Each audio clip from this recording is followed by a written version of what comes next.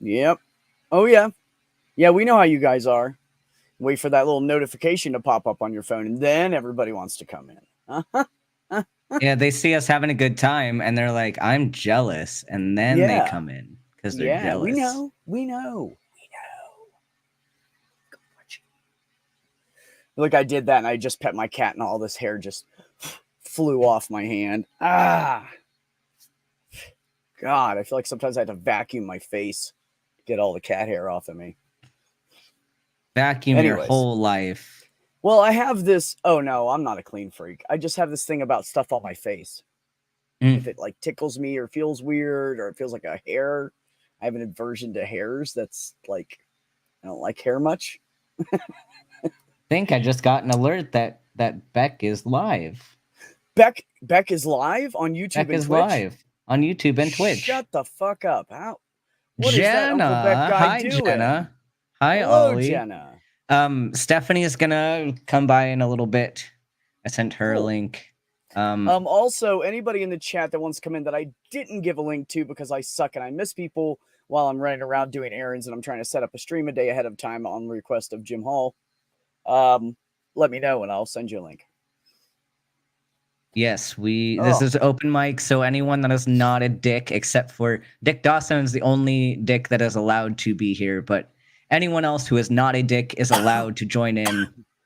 We're having fun. yes. And that's only because Dick Dawson is my dick. He's my Yes, dick. He's yes. allowed to go anywhere I go.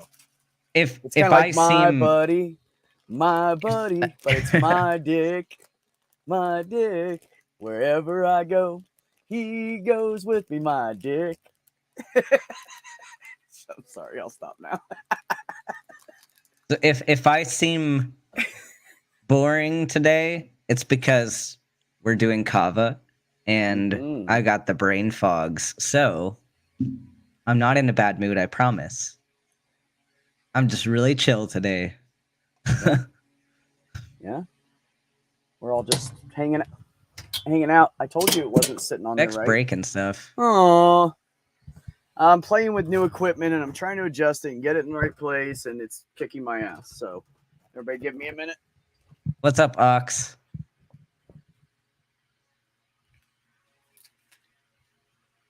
Anybody in chat want some links while Beck's getting the microphone situation figured out?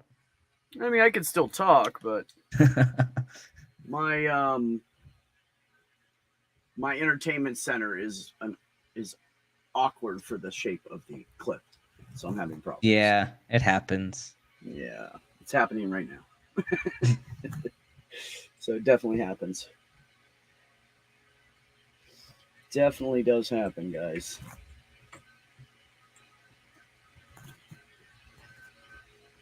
It's all right. There's more than one way to skin a cat. Indeed. Not that I'm really into skinning cats, but if you got to, there's more than one way to do it.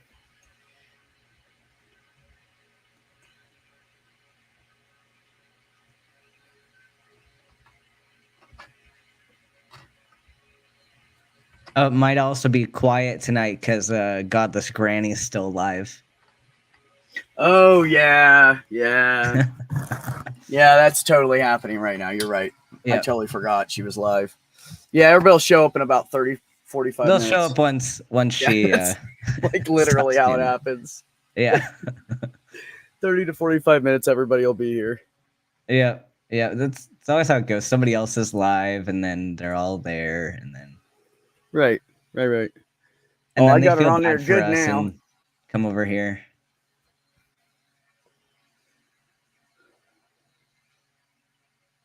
Feel Sandy bad said, like chill, student Dr. Ben. That is awesome. Kava?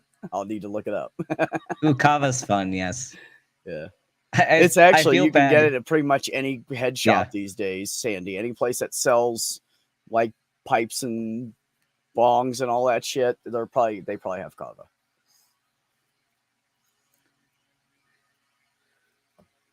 Yes, and have a good soak.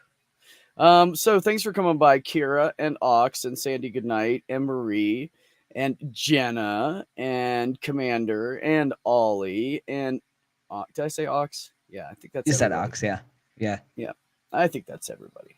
So, ooh, I just got an email about my shipment of my testosterone. Ooh. The Uh, roids. Your order is on its way. Here, you can track it. So And convenient. track your order. I can track my order. Find out exactly where my testosterone is in the United States. Mhm. Where are my steroids at right Where now? are my My my roids. roans? Testosterone. Where are my roans? You can technically call them roids. They are steroids. Well, yeah, but not like people think of. Yeah, no, but they are anabolic steroids. So Right. Oh, Jenna's here. I forgot. Ben, you got to put your mic right in front of your face when Jenna's here. She really likes this. She does. She does. So okay. do this and really hide behind your mic. Like really, I'm still adjusting this thing. You guys have to forgive me. Hi, Jenna. Jenna really loves this when people do this. So I'm gonna When do we it hide behind the microphone. So hi, Jenna. Hi, Jenna. How are you, Jenna? She just fucking give me my Give me drugs.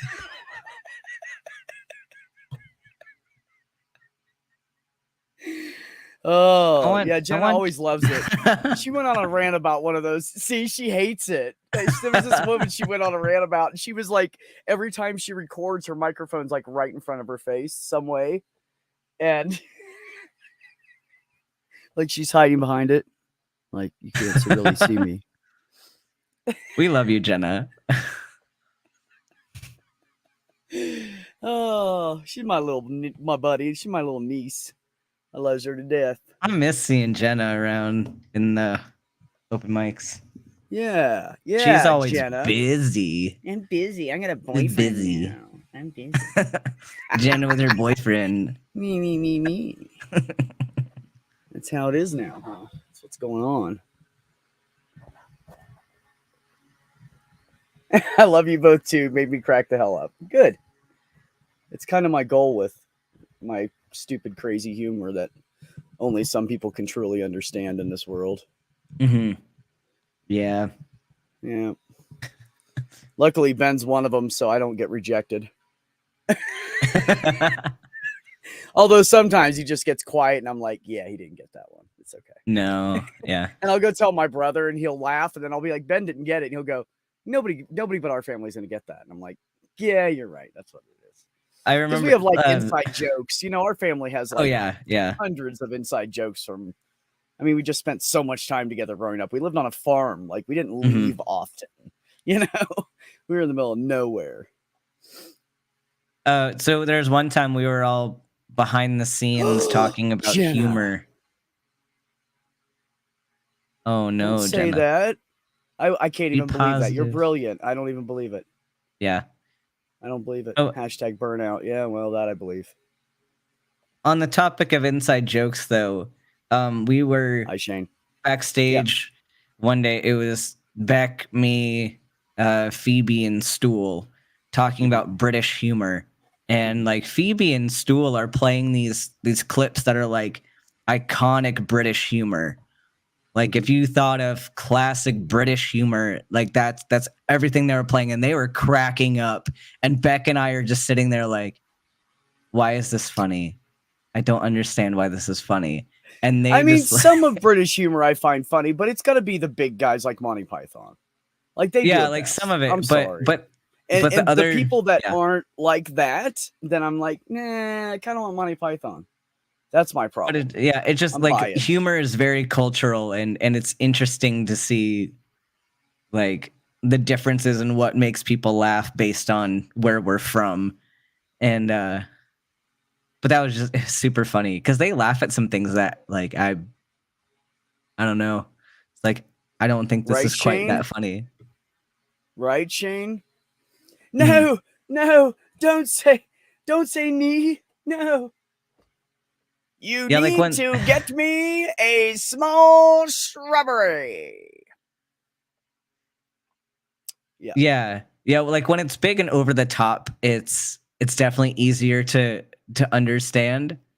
But like a lot of British humor is very subtle, or it's like very awkward. Like Brits like to laugh at people who are really awkward, and I think Americans just feel bad for people who are awkward. Like for us, it's like I can't watch this. This is too uncomfortable. Because I Right. think Americans like to laugh with people more than we like to laugh at people. Yeah. Because Yeah. we're also very sensitive to criticism. But Oh yeah. like We love to judge and laugh at others. That's just what humans do. yeah. But You must chop down the mightiest tree in the forest with a herring. yeah, Like exactly. he says it kind of like that. Mhm. Yes, Shane. That's great. What's your favorite color? Blue. No. Ah. Purple.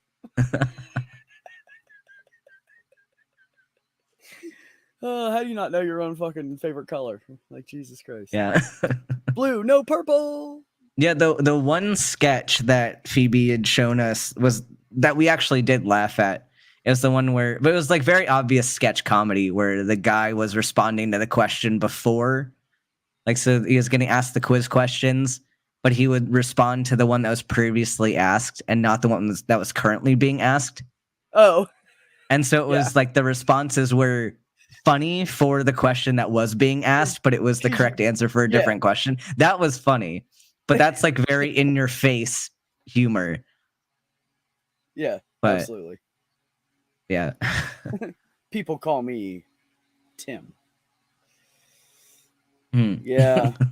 Oh, you guys, I got to tell you, well, actually a cool story.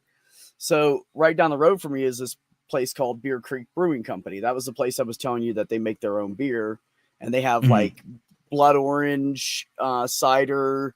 They have blackberry basil cider, which you think is weird, but it's actually pretty good. So I ordered some. I was going home and I said, you know what? I'm just gonna stop down here and get a beer and get some fucking dinner for myself and quit just going home and sitting there. So I made myself stop and get a beer.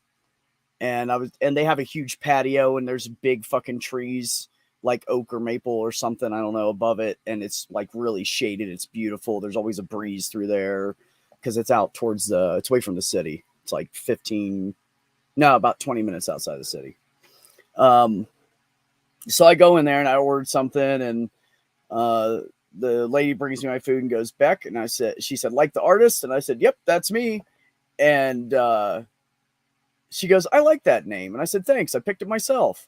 And I told her the meaning of it and shit. And we were bullshitting for a second. And this bug had kept flying and landing on my neck, and I kept rushing it away. And it landed on my neck, and I didn't notice it because I was talking to her. And she just reached over and like pulled it off my neck and threw it. And I was like, oh, thanks. I said, that little bastard's been bugging me for 5 minutes. She's like, I got it. It's just weird. Like, she touched my neck, and it didn't bother me that she touched my neck. And then we joked around for a minute longer, and then she went back up there, and I went to bring my food up, and she was like, you know, it's really good if you like that blood orange. She goes, I call this the Alex special. She said, because that's my name, Alex. And I said, well, I'm Beck, but I guess you already know that. And she goes, yeah. And so I'm totally fucking flirting. I swear to God, she's either very nice or she was fucking flirting with me. Like, seriously. So she goes, this is the Alex special. She takes half blackberry basil cider and mixes it with the blood orange. And I was like, and then I tasted it. It's really fucking good, Ben. It's like the best cider I've ever had in my life. It was delicious. And I was like, that's really good. And she just gave me like a little, little bourbon glass with a little bit at the bottom so I could try it. And she goes, yeah, that's the kicker here, the Alex special. And I said, yes, it is. So I went back to my table and I sat down and I was finishing my beer and I went to bring it up there, and I had already signed the receipt and I put like a $4 tip on it. And then I flipped over the receipt that was mine and left it there. I put for Alex, and I was tucking a 5 in it in the little folder thing she had left there. And I said, oh, see, I'm sitting here trying to leave you an extra tip. And you walked out here, and she goes, oh, turning my back. I don't see a thing. And it was just, and she's like this 5'10", like really cute blonde. She is really fucking pretty. She's like almost, oh my God, beautiful. Yeah, he wants one of those TREATs. Yeah. I want him to jump up and slap you on the face. You know what? Fuck you, bro. I He think does it's it on every hilarious. stream. It's Why so do you cute. even want it? You know it's gonna happen anyways. I know it's He's great. going to do it to me at some point. That's what he does. All right, I'm gonna mute myself for just a second. I love it. Oh, I see Good. that tail.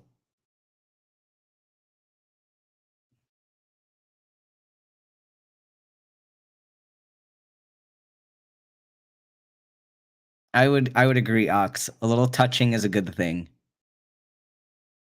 Oh, there's another cat in front of the. Well, it moved now.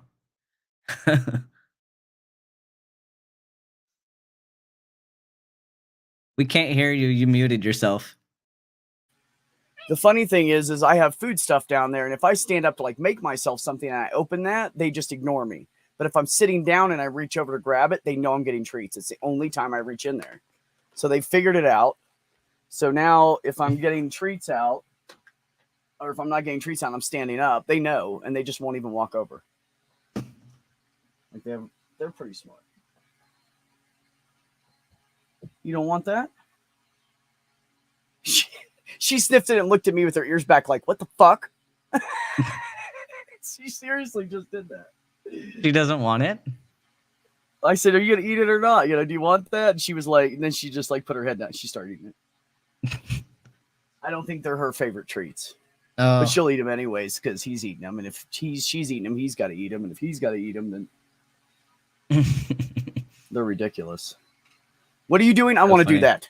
No, that's usually him, actually. You're eating? Move, Thalia. I want to eat now. That's hilarious. Yeah, he's very... That's why I bought the CBD. He's so anxious all the time, man. I feel bad for him. Mm-hmm. And he'll get up in my lap, and I try to get him stoned, but he doesn't like to smoke, and he leaves. So I'm trying to freaking like get him fucking high, so he just goes and lays down and is like, this is nice, maybe I want this more. I had a cat when I was with John. I had a fucking cat. I swear to God, man. We'd pack a bowl, and by the time we got done packing, or we like pull out, you pull out the weed, you got a little tray to clean this stuff on. Because back in the day, you'd have seeds and stems and shit you didn't want to smoke, and everybody back then smoked joints.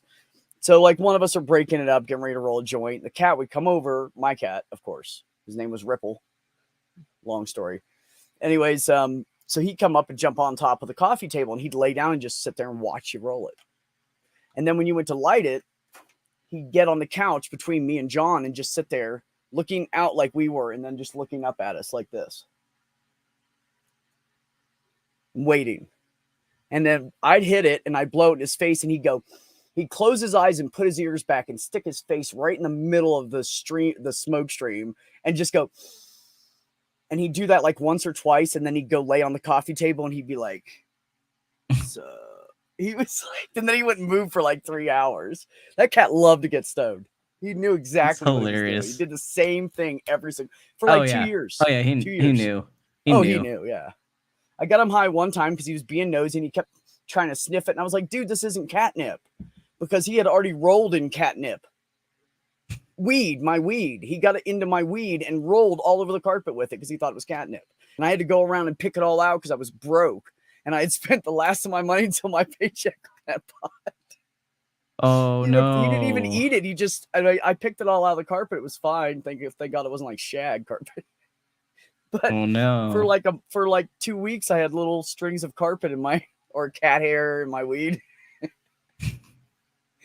Oh my God, man. He was crazy. But he loved weed, man. Oh, fuck. That cat was he was born a pothead.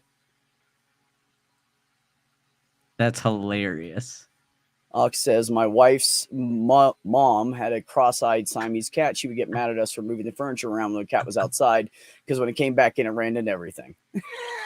Kyle, get your butt in here. That's really mean, Ox, but I do appreciate the childhood humor in that as well. Kyle says, weed, I'm here. They're all here for the weed. Catnip is related to weed. That's why most big-time weed dealers don't own cats. Ain't getting into my weed, bitch. You got to go find another home. I'm going to be a weed dealer now. Okay, you got to go. Oh, Sadie's Kyle. Here. There's Sadie. You got it? I don't want to click her and I was like, her back out. We both have to hesitate because every time we both hit the button at the same time and then it kicks you back out. So yeah, you come in for like a split second and then you disappear and the person's down in the basement like, the fuck? Because we hit the button at the same Sorry. time. We do it all the time. Oh, they're all fighting in the chat over your weed. Over whose weed? Ollie's Here weed. for my weed. Ollie, nobody cares about your weed, man. I just went to the shop and I went to the cannabis dispensary and got a whole bunch of wax and some oil. Somebody's Jenna's here for the mansplaining. mansplaining. Well, let me tell you all about it then, Jenna. Let me tell you how I can't do that. I'm mansplain. not a man. I Yeah, will tell you all Sadie is about a it. woman, so. First of all, y'all ladies need to understand that men are just smarter and stronger. Like, that's just the way it is, first of all. And then second of all, no, I'm just kidding. God, that's so not true. I can't even go on. I was gonna lie so much I can't do it. They're all challenging each other in the chat to To an a international smoke-off. I see smoke it. off. And it's so freaking cold. It's cold. It's like hot outside in Chicago and cold inside. Jenna, he has to go play Army for a little while. I gotta go play So he's Army gotta for be 3 weeks. very So I had to cut trimmed my up hair. and ready. Yeah. Yeah. But don't worry, by the time he gets back, it'll be like it was. It'll be all Yeah, it's grown only again. 3 weeks, so 3 weeks is Yeah. nothing. Yeah, Especially in seriously. Army time, 3 weeks Yeah, is nothing. seriously. You sneeze and you wasted 3 weeks waiting on a computer part, like whatever. Yeah, and only one of the weeks is in the field. Like the other 2 are lectures on like administrative stuff, like all the officer stuff that you got to know all the policies and procedures and things. So it's like, Well, gonna they be don't have to mostly teach you boring, much of but- that because you're going to be in a medical environment. You're not going to be. You're not Well, a they still squad have leader to- out in the field. You don't need to learn about a field officer leadership position like that. No, So no, that's why they it's do so have to easy teach. for you. Yeah, they just have to teach you the officer stuff for like admin, like working on base, Yeah. that kind of stuff. So Yeah. that's most of It's gonna what be we easy. get. Yeah. Yeah. I don't know if he will lose Ollie, but he may lose. Just kidding. You put an extra O in there by accident. I said We're gonna have the international smoke off between Ollie, Ox, Kyle, and Beck. Let's see this happen. Dude, I can't keep up with those guys. I'm a lightweight compared to them. I ain't even trying it. Cold in here. Like, I smoke like a quarter of the pot that Ollie does. Seriously. I You know found what, some new SR? pennies. Hey. And you know what? Hold on. SR's here. I gotta go get Hold more on, kava then hold on, because I wasn't ready but yet. Okay, now I'm ready. Hey. What's up, SR? Well, It- I already did one shell. I gotta get my second that one, and I stools? might do more, but we'll find out. Coconuts. SR, did you hear It's a that my coconut. character Is in it Sims is stools? hitting on you? No. I It's not didn't as know mermaid that. bra. Yeah. My Sims character started hitting on you. I didn't Oh, know yeah, that. so I moved Beck Yeah. out of the house because Beck wanted to live in the tiny home with the cats, and we ran out of space for the cats. Right. So I moved you out, and then you call SR and you're like, "Hey, want to go on a date?" And I made you say no because that was weird. It was not as weird. It was not as weird as the time What that the Neil fuck, came over man? and made out with Our you. characters might have had a great time. Yeah, it's not What were no more you- weird than Neil making out with me, right? I guess Yeah, I'm Neil just I'm whatever like the the husband made out with you. deviant in the whole group. Everybody's trying to get a hold of me or something. Everybody's like, "Yep, Beck will fuck." I mean, I don't know what's going on. It sounds like you were coming on to me there. I mean, that's all I'm Yeah, no, saying. it's true. That one sounds. It's true. Yeah, I think Neil mean, started it. Neil's bringing out my my gay side.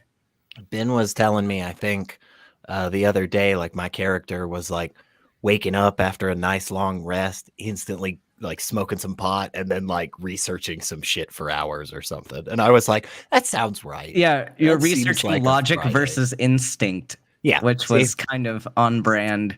Yeah. See, I mean, it's true. You did a good job. You did a good I need job to- with capturing my essence. I need to share one of the best pictures of the whole game, which just shows the people that you are and how well The Sims knows you. But that happened. Yeah, we all sat down and did a hookah. It was me and you and Ben. No, it was you, SR, No. and Kyle. Oh, Kyle. Sorry. Yeah, me. Yeah. and me it's just Kyle. the thumbs up. Yeah. Yep. Good That stuff. seems right. That seems right. Enjoying those Like, bubbles. take a hit, just kind of. Like every time SR's sim walks into that room, like how you I just do it. stare at it and you're like, ooh, one of those. And it was so funny because you woke up and then you go to the kitchen to eat, and then before you get to the kitchen, you stop and you're like, "What's this?" Is like, it? You know what it was? You smoked it yesterday. Is it on the way? Is that on the way to the kitchen? Yeah. Oh yeah. I mean, that's Oh yeah, it's right in front of the kitchen doorway. I mean, why would you? Yeah. I mean, first of all, why would you pass it up unless you're already dry mouthed? I don't. Yeah, I don't think. You can always I don't think smoke my that, character. go get a drink, come back, right? Yeah, I don't think my guy in the Priorities. game will ever actually make it from his bedroom to the kitchen in one swoop. I just don't think it'll happen. What up, Kyle? I thought this was a couple's night. What are you doing? Mm-hmm. Yeah, Oh, fuck you out of here. left. Instantly, I was he only like- kidding. Shit, come back, man. I'm sorry. he was like, "Nope." Mm-mm. No, he's There back. he is. I think it was an internet thing. Maybe. Just kidding, Kyle. You didn't have to leave. Man. It sucks tonight. What's going on, everybody? Oh, Yes, it he's does. roboting. That's why. Yes, You know it, what's- yes, it does. Cool. I'm gonna be right back. Yeah, Jenna. Ron. I just wanted to You all pop on and say special. hi for a minute. Hey, buddy. How are you, buddy? Hey, not too bad. Just hanging out with Haley tonight. Good. So, you should be. I don't have too You long. hang out with us all the time. Yeah. Definitely should hang out with your lady. That's what I'd be doing. I'm gonna be hanging out with she's you right fuckers right now. Actually, I would be. I would just be at her house if I was still with her. So.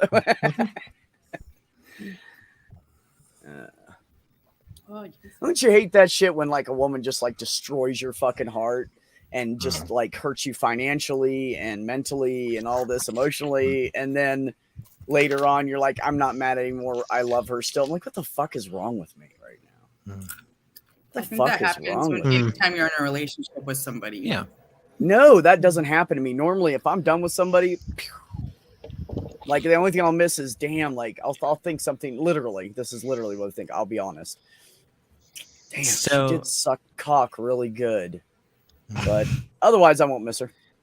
That's pretty much what it's been with the last few girlfriends I've had. So I made my kava with half and half, and it's because fat absorbs it super well, and it was a great decision to do it that way. I'm just gonna say that Ben's like, it was a great decision. No regrets. No regrets so far. We'll find out. No how regrets this keeps yet. going. No regrets. We got No Tito's. regrets You yet. got the Tito. Oh, Guess what? I don't. have So any, I went to Walgreens to get it, and like after I got back to the hotel, I was like, that was a really cheap like invoice because like I got like a couple things of fruit and stuff. They didn't ring up the Tito's, so I basically got it for free. Wow. I'm like Just- I'm not going back. Sadie, you know this is public, right? Like they will use this against you in the court of law. You should be. Just kidding. I'm just It's kidding. hearsay. It's their. She was It's their drunk. fault. Yeah, it's their hearsay. fault. You don't. How do you know which place I went to get? Oh no, it's the retail store's fault. Like if you as the retail store owner, manager, cashier allow for an individual to take something out Any that item, they, it's your own yeah. damn fault. that they're assuming they are going through the right processes. If you ring something up and it rings up as 98 cents when it's supposed to be like $198, like that ain't on me as the customer. I didn't notice. You told me it was and I 50 didn't bucks, even bro. notice till I got back Yeah. to the hotel. If You I said would it have was noticed, 50 bucks. I was like, 50 Yeah. bucks? Yeah, here you go. But I'm just blown away that you can buy liquor at a Walgreens. That is, this is Chicago. yeah. Yeah, we see, can do that in that's- The Arizona too. Walgreens here Just have liquor. The crazy. CVS's have. Oh, no. They have a huge liquor No, section. no, here. no, no, Huge. no, no, no, no. Like no. it's insanity. Like Walgreens has its own room. No, In, no, Or no, Mhm. CVS does in one of them. Yeah. They have a whole liquor room. no, no, Yeah, no. Colorado We have, just got approval to sell full strength beer at No. gas stations no, we have and supermarkets. Damn a it, Kyle. store. We have a store that sells liquor. And then there is another store generally connected to the first store, but technically a separate building That sells beer and wine. that sells beer. Yeah. And like, yeah. Oh, yeah. Yeah. Yeah. We don't have, I think most of them still close on Sundays. Like, Shit. In Ohio, you can drive through and Yeah. get liquor. You don't even have to get out of your car. Look you who can get showed up. liquor and beer and everything. In Ohio, Look who showed up. Yeah. She's never here. Get For your the ass record, in here. for people who Even don't if know it's for who 5 Jen minutes. is, she's from Oh, look at Australia. Stool. I'll take 5 And minutes. Stool- Jen. yeah, That's the first attribute. That Just little so you baby. know, Can she you send hangs her a on link, to Ben, the or you want me to do it? underside of the flat Well, no, but the Earth. point is that her time is not the same as ours. So Oh she's yeah, it's a never wacky here. tie. Yeah, I know. Stool. Stool put some more Sims. So Stool got a hold of this the Sims family that I had made with all of us, except for Beck's not in the household anymore. So you dodged Stool's thing. But he calls us the perverts. He has the perverts now, and he just posted a picture of my Sim in his game who is doing the pee dance naked. I'm like, thank you, Stool. Thank you. That has to be like a setting. Like you can Did you turn your show- character like Oh, he more or has a less mod. likely to. Oh, He has a mod that makes it so the Sims Yeah. are not well, he's a censored pervert. Yeah, when they're he's a- naked. yeah. Yeah. Okay. It's just- Lovely. Australia, Jen. Yeah. She said, "Give me Still 5 still in called her bed." Australia, Jen. All right, I twitted it to you. I sent it on the twit. On the twit. It's the twit. Yes. In Time is live now with Lots of Monkey Paw. stupidity there. Everyone's live tonight. Yeah. Away. I'm alive. Who else Monkey needs a Pox, fucking? the new gay. I sent away a link already. Did you? Yeah. Thanks. I can't. There's so many people in my DMs I can't keep track, and I have to dig because somebody will DM me that never comes on, but they're asking me about some other stream, and then I have to go past those guys to find you guys, and it's just. I just feel like you're bragging, bro, about how many cool friends No, you have. Like, man, no, it's a pain in cool. the No, ass. do it. No, it's No. fine. You hang out with a lot of great people. You're everywhere. No, Like, no, I no, get no, it. no. It's cool, but like, just come out, just say it. Just be like, yeah. Just I'm like, not- You're embarrassing me. Shut the fuck up, bro. Yeah, I don't have any cool friends. Anyways, I'm kidding. I love you all. You are all the coolest friends. in fact, We're cool. But I the got least you. coolest secularity. Just kidding. I actually love secularity. yeah, Jenna, what happened to Wednesdays? Wednesdays used to be so dead. When I took over Mondays and Wednesdays in our little niche of the community, nobody was on. And now all of a sudden everybody's like Granny's like, Beck, what days do you stream on? I think I'm going to have to change my stream days because Neil had changed his and her viewer count was going down because people were watching Neil stream. And I'm pretty sure that's what it was because we all stream at the same time. And next thing I know, and I told her Mondays and Wednesdays, 9 p.m. Eastern. So then she starts streaming Wednesdays at 8 p.m. Eastern right before me. But she did start before me, but she always overlaps. That's why on Wednesdays people show up late because they're over with Granny, which I'm fine with. I'm not bitching. But I just think it's funny because she was like, no, I'll overlap Beck, but before I compete with Neil. You're smart, lady, because I can't compete with Neil either. Like, let's I don't just think be any of honest. us can compete I with can't. Neil. It's like me competing with the line. Yep. Right. Yeah. No. I would totally be like, you guys need to go watch the line. It's fine. I understand. Like, yeah, I'm not. Yeah, that Neil amazing. changed because of the nonprofits. Definitely. Yeah. No, I know why he changed. Yeah. It's just like me and Granny had to do like a shuffle step around Neil. It's what happened. But I'm not bitching. It's fine. I love Neil. He's great. He deserves it. Yeah, I like A my Saturday borrower. slot. My Saturday slot's a pretty good one.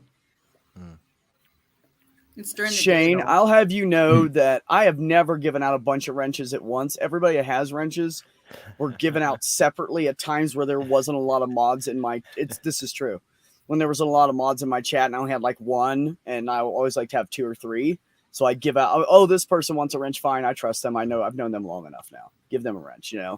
And now just everybody with the fucking wrench. Give me a wrench.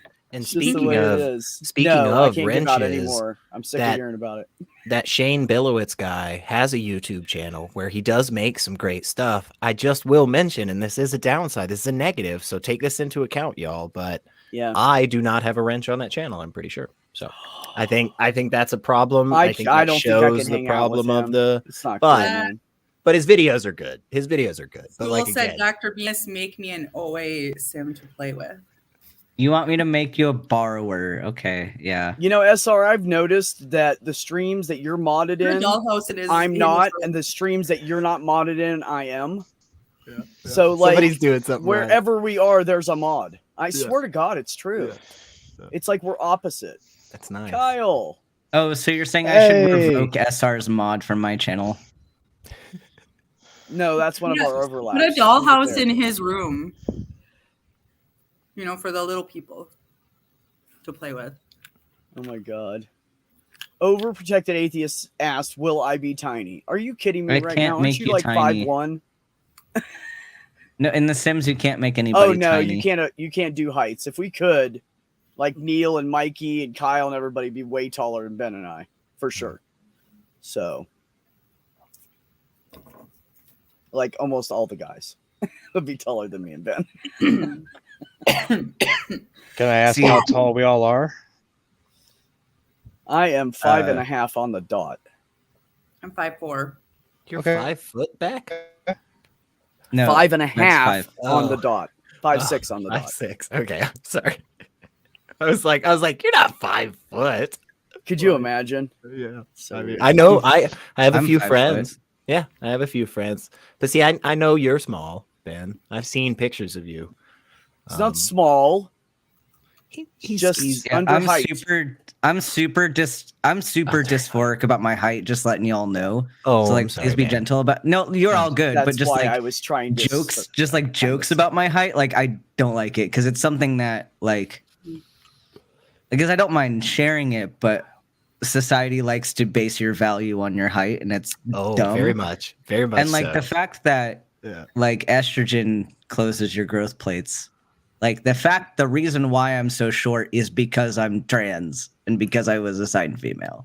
Like, so it's something that's very, very Ben. dysphoria inducing for me. Ben, I have one advantage for you. Are you ready?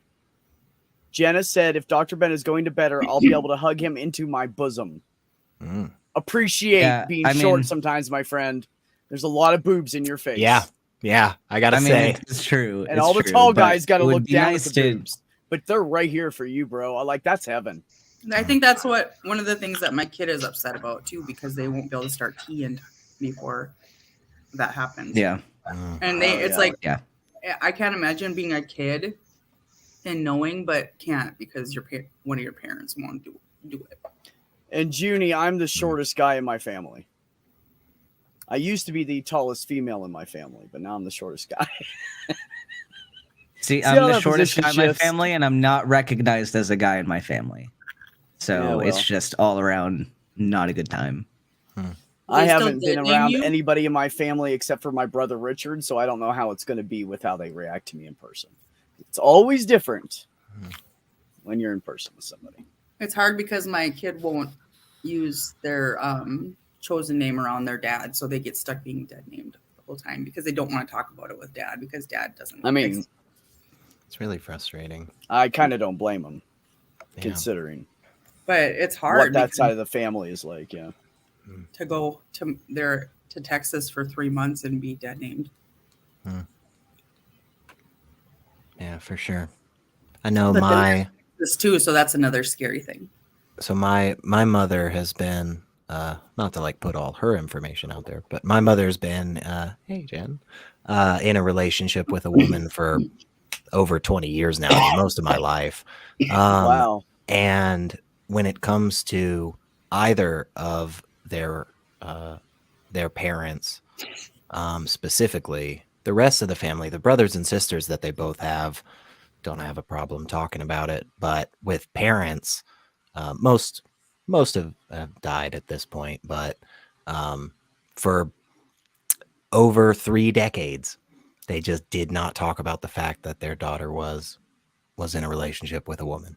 That just did not get talked about. Like you just moved on, and that's fucking frustrating, man. That's just bullshit.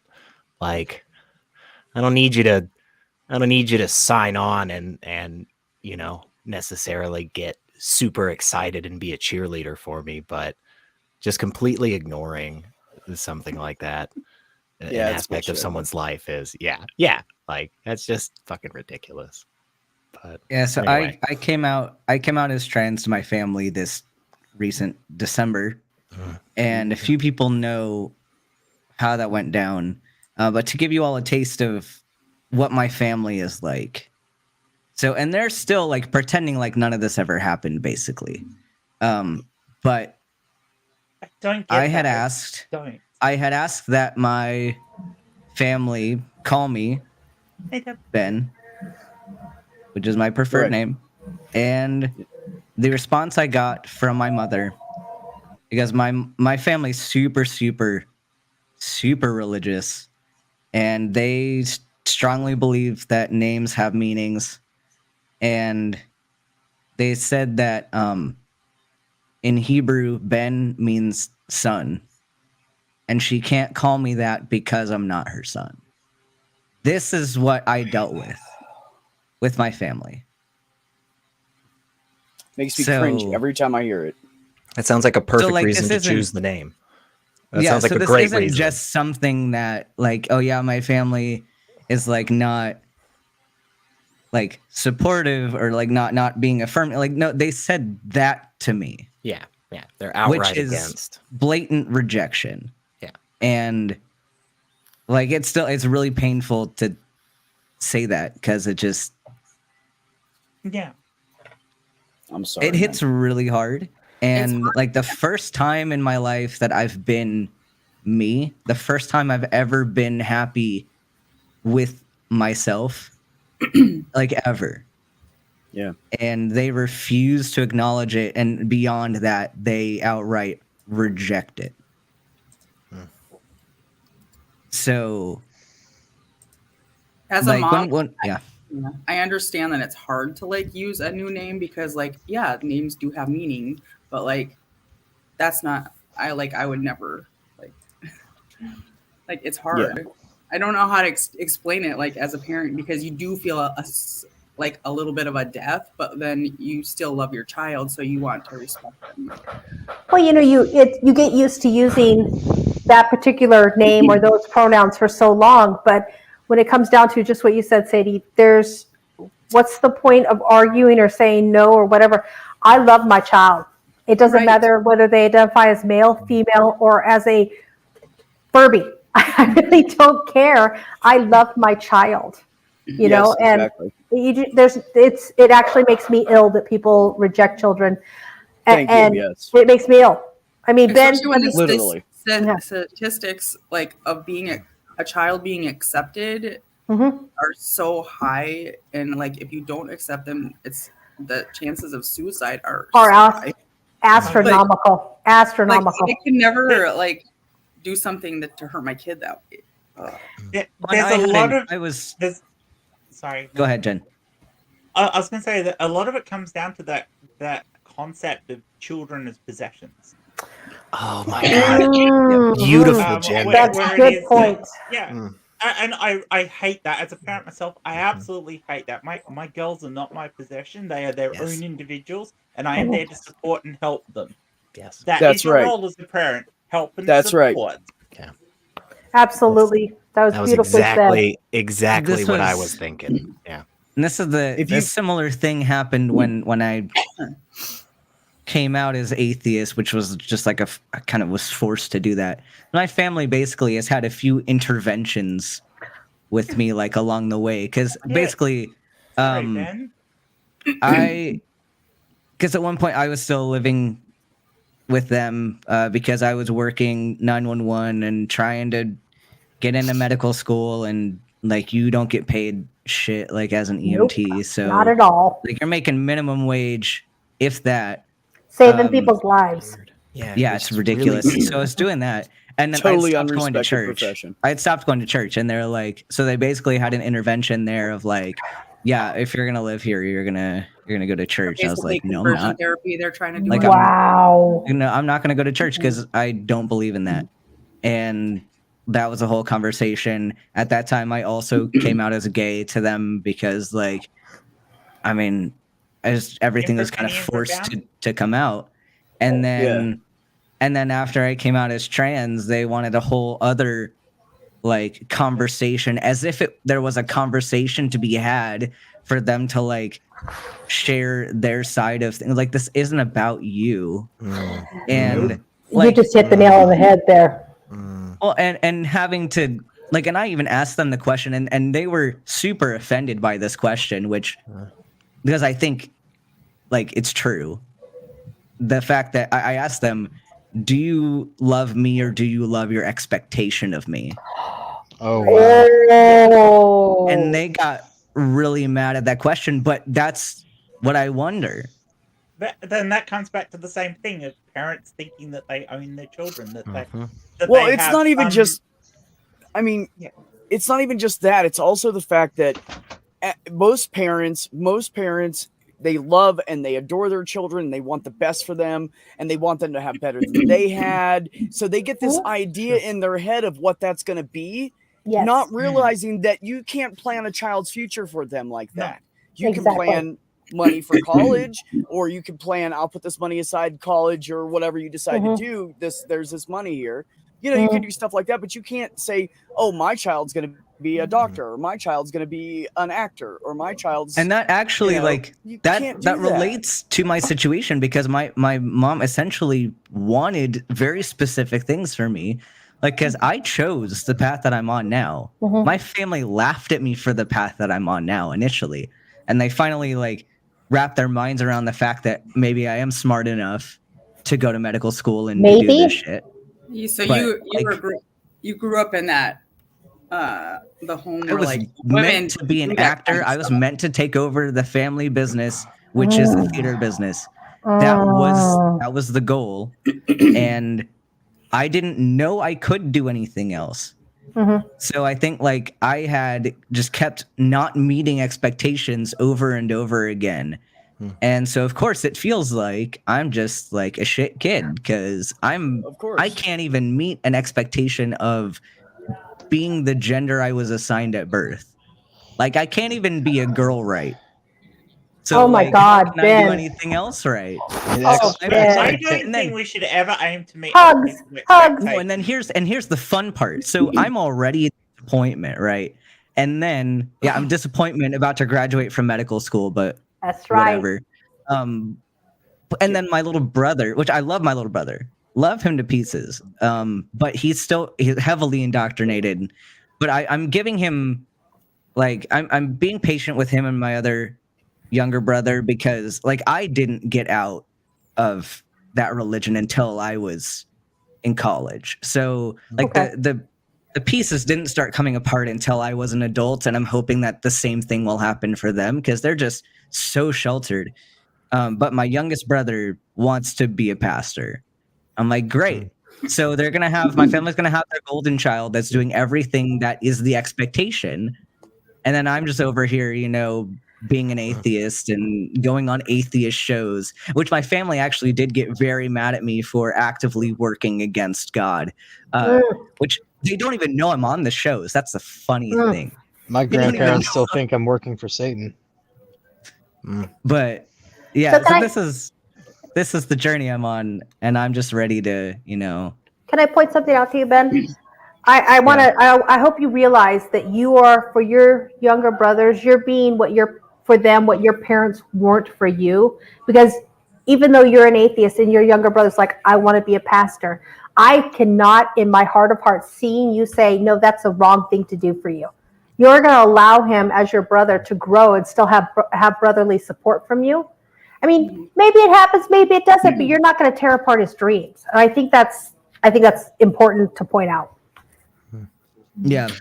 And Jen said something a second ago that was again just absolutely just spot freaking on, which is we individually should not be attempting to live up to other people's expectations of us, and the whole concept really of just it's ridiculous. The only expectations you have to live up to are your own. Right, and you expectations are the downfall of a happy child. That's absolutely true. The idea that other people need to fit a certain box or a certain narrative for my sake is silly, and we all do it a little bit, and we'll probably never get rid of it completely, just like bias. Like we're always going to have a little bit of bias, but Well, 'cause yeah. there's opinions. Of course, we're gonna have bias. exactly. But like, Yeah. that's one of those things that you check it, Mhm. and then you go, oh, okay, I am making this decision from that. I had expectations of what I thought a plumber was supposed to be. That was on me. I'm so sorry about that. Mhm. They're supposed Here's to my be leaky with pipe. their head Yeah. in under the sink with their Yeah, ass showing. yeah. No, it's the ass crack, But- not the whole but- ass, just the crack. But hey, depends on what kind of plumber you call, Always Yeah. more than it But- needs to be every time. That's all I know. But back to what SR was just saying, it's so easy as a parent to like let your hopes and dreams of what you thought your life was going to be get wrapped into what you want your children to be. And I'm nowhere near the scale that you Beck and Ben have felt, but I was a constant disappointment to my father because I'm not girly enough. I didn't want to be a nurse. I wanted to be a paramedic. And dear God, I walked out, got a restraining order on my first husband who used to beat me. And no God-fearing woman is supposed to do that. And it took me until I was well into my late 40s, early 50s to be able to stand up and go, you know what, Dad? You're out of your damn mind. Because any of my nieces, nephews, any of it would come to me and say, Aunt Debbie, I'm in this relationship and I need help to get out. I would pack my truck and I would go 12 hours across the United States to help them get out of that relationship. And what I got was, you shouldn't be leaving your husband. You have a child. You have that man's baby. You should not be leaving him. I'm sorry, Dad, but he just slugged me and knocked me to the floor while I was holding my baby. So I'm not you gotta get out of there. I'm not going to let my daughter be raised in a place where she sees her father beating her mother. That's not good for No. any child. No. But to this day, my dad says, this is my daughter, Deborah. She's been married 3 times. That's the way I get introduced. Wow. How about Well, you know what? Well. You know what? Good on you, though. Oh, it had to happen. I would not put my children in that kind of environment ever, ever, ever. No one should ever stay in a bad No. relationship, regardless of the reason for the bad relationship. Mhm. I mean, Never. if it's violence or you've just grown apart or whatever, staying in a relationship for the sake of kids or for the image for the family or whatever is ridiculous. It's bullshit. It just gets more and more toxic. It just tears you apart inside, and it takes so long to get over a relationship like that, especially it's- one where there's violence and control in it. And it starts a wheel of violence and a wheel of Career. acceptance. It is. Every And you chance you become dependent on that violence in your relationship, in that thing on the relationship, and it tinges any other relationship you have after it for a long while. Yes, it does. It's a really hard circle to get out of it. As a survivor of domestic abuse myself, I know what that's like, Deb, and it's so hard to get out of it. It's so hard to come back from it. It was a very difficult journey for me, but I have made it back. And again, I've been married. This is my 3rd marriage, and it's the most healthy relationship I've ever had in my life. I'm so glad. He married me with 3 children, and he raised those 3 children. If you ask him, I said, do you want me to have a baby with you? We could have a baby together. He's like, why would we do that? We already have 3 children. Those are his children. He never once questioned that. Never flinched. Yeah. Never, not even once. That's a hell of a man that can step That's a up good to the man. table. Step up to the That's- table. Yeah, Anybody exactly. wants to know the healthy definition of a man? Ask Deborah. Raising somebody else's kids is Yeah, but Well, Ben, that's the thing, isn't it? Being a parent isn't about genetics. it's not. That's the bit that annoys me most with crap like Roe versus Wade and things like that. It's as soon as you're starting about that being a parent is all about genetics and it's all about keeping the child in the womb and all this, you can fuck off. Because I've had it right now. I like you, Jen. But can I circle back to something really quick that Ben was talking about? You know how you were saying like your parents were having all these interventions? Well, first you came out as gay and then you came out as trans. You know what baffles me to absolutely no end? And my dad did this, unfortunately, to one of my nieces who is gay. He's like, well, you choose to be this way. And I shot out of my chair and I'm like, Dad, why would she choose to be persecuted for the rest of her effing life by narrow-minded people like you? And I Because cannot. they believe I that didn't they're the choose- I ones didn't being choose to be this persecuted, way. and I- we're Right. persecuting them because we're not allowing them to have their beliefs. Oh, No, that's actually Yeah, that's a good like point. my mom had this when I came out as trans. It was basically well, I need you to respect my beliefs. Okay. But can you It's like, respect yeah, mine? okay. Yeah, like it It's was a so dumb. one-way It was like street. as if one-way you are street with the one people being like that. oppressed by this. Right? That just makes me so sad because you know what, Ben, if you were my son, and I don't know, you don't know me that well, we haven't been friends that long, but if you were my son, I'd be screaming from the mountaintops, look at my boy, he's graduating from medical school the next year or two. I don't know how long you have, but I'd be screaming from the goddamn mountaintops Oh, hell because yeah. my boy's gonna be a doctor. Look at that. Look at that. And You know, Deb, I will do that for you if you graduate. I will come to your graduation. I will scream from the mountaintops. That boy is a doctor. Just let me know when it is. I'll be there. Next year, either end of May or the first week of June. I don't have the dates confirmed yet, but Sir, I don't care. I don't care where I have to fly to. I will be there, and I will have that sign up that said, Ben is my son, and he is a doctor. Well, Do you'll not have think to I stand won't, next because to I me. will. The Huh? church You'll have to doesn't stand want next smart to me. people. They can't control smart people. Oh, no, exactly. Yeah. They can't. I was talked out of going into medical school too. Like, free thinkers. You can't control a free thinker. When you raise your children to be free thinkers, you allow them to make those decisions in life. And all your job is as a parent is to support them. The only reason my children ever needed to come to me and say, hey, mom, I'm gay, or mom, I'm bisexual. And I joke with them all the time. The only reason you have to tell me that is so that I point out the right sex of person that I think you might be cute with.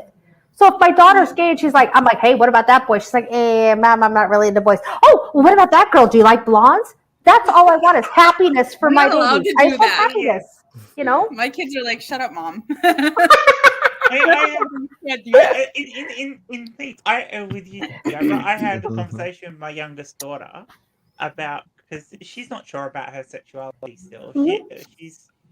She's 23, but she's still not sure about her sexuality. She's still young. And she's sitting next to me.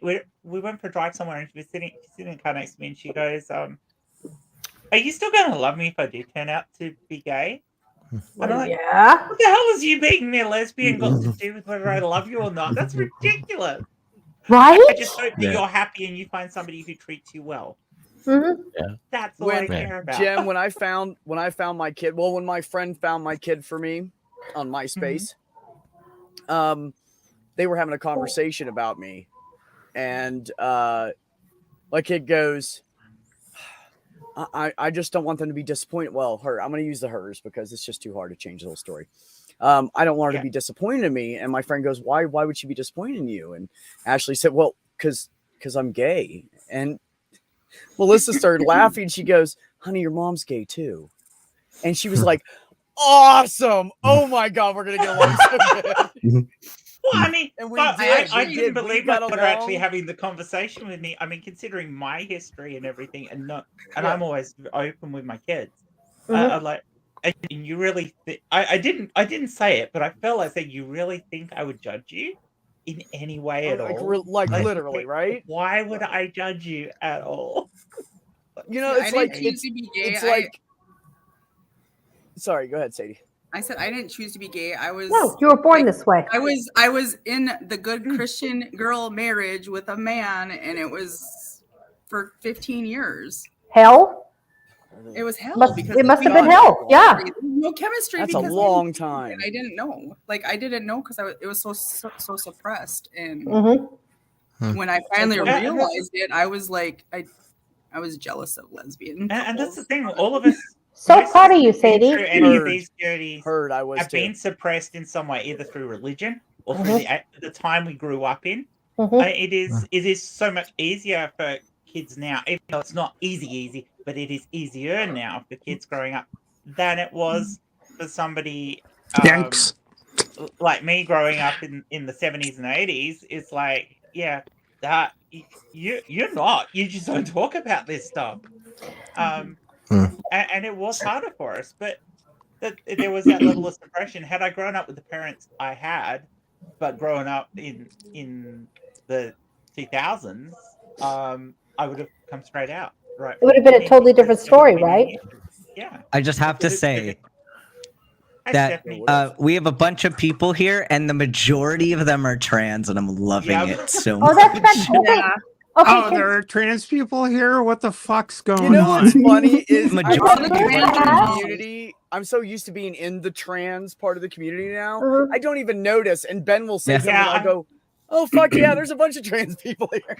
So is it? Me and Is Deb are it the moms. Nobody I messes don't. with I Yeah. just you guys. identify you by your names and your genders. I don't. And for those of I you who think- aren't, you're I welcome think to I join. think everybody who is cis has to put cis in their Well, name. you know, Cis people are. Bill, Yeah, SR, we can change you up, sunshine. You'd be. So a I have a I serious look Bill great. question. Bill Maher assures us all that by 95, everybody is going to be queer. So it's like we've got that God, Bill going Maher for is us, an right? idiot. So can I ask you guys a serious question? Is it? I know that in this forum, I've been shocked like probably about 4 times when people are like, "You're trans," and like Ben came out to me right away. He says, "Well, I'm trans." I'm like, "Are you fucking kidding me?"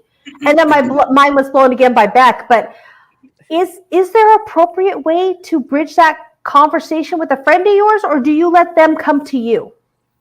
Privately, if you're going to have the conversation with a friend, don't ask it in public because No, they might never. be out enough that they want to talk about it. But in Yeah. private, if you come up to a trans person and go, "Hey, are you trans?"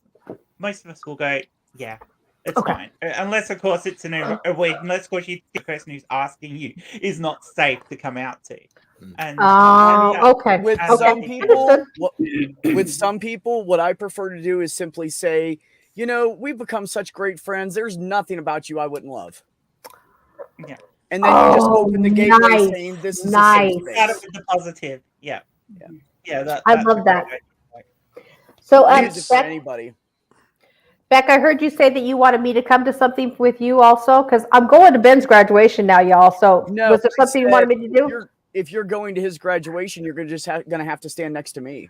I would love to. Oh my God, to meet you guys in Because I already person told would him be I'm so fucking awesome. going. I already told him I'm fucking going. I don't Send me care. an invite, You're Ben. gonna I have will like be a there. cheer squad, Ben. Absolutely. Fuck yeah, that's my bro, man. I got him. Your new Yeah, mom. and then He's kind of more Ben, like my that's nephew, but he's family. kind of my bro. So I don't That's know. right. That's my family. I love that, Jen. I love that. That's right. It's family. Because That's family what it's isn't all about All you blood. guys are my family. Family good. is not about blood. No, it is Family not. are the people you talk about vajankles with on the internet. That's right. Absolutely. buddy. Long Furbies and vajankles. Yeah.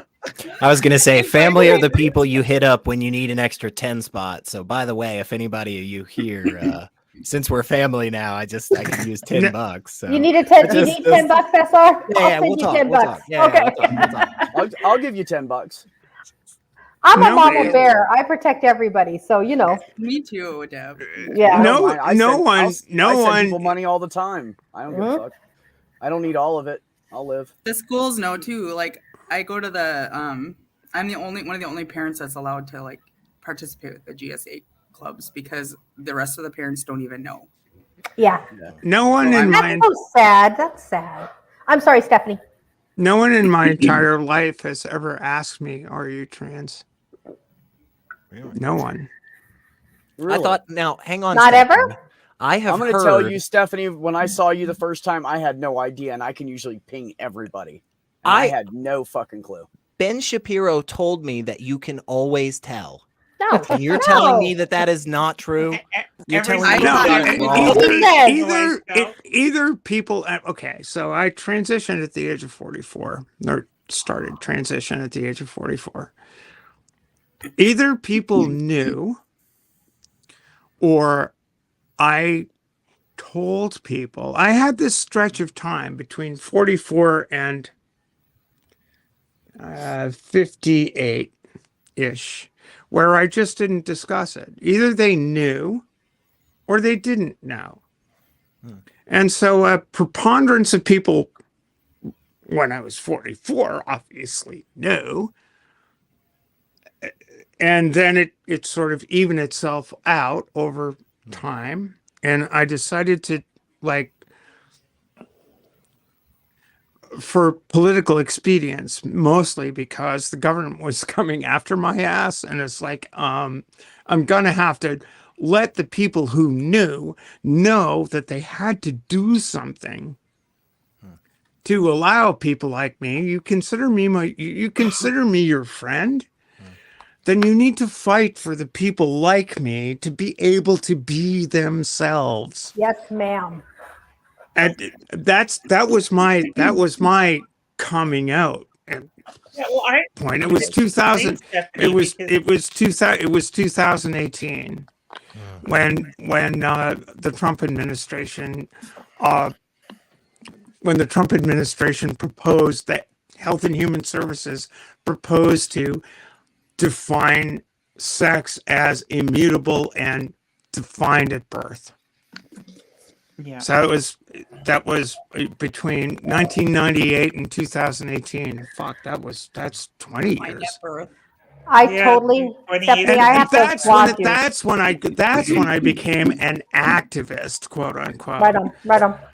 Because it's like, God damn it, you're trying to define who I am in law. Were you an activist when you first transitioned, though, Steph? Only insofar as I was an activist for myself. And Because- that's an activist. I mean- Yeah, absolutely, that's an activist. Yeah, because I was when I first transitioned, I got involved with a couple of groups that were pushing for changes in my own state, and we managed to get the changes for birth certificate recognition and that stuff through.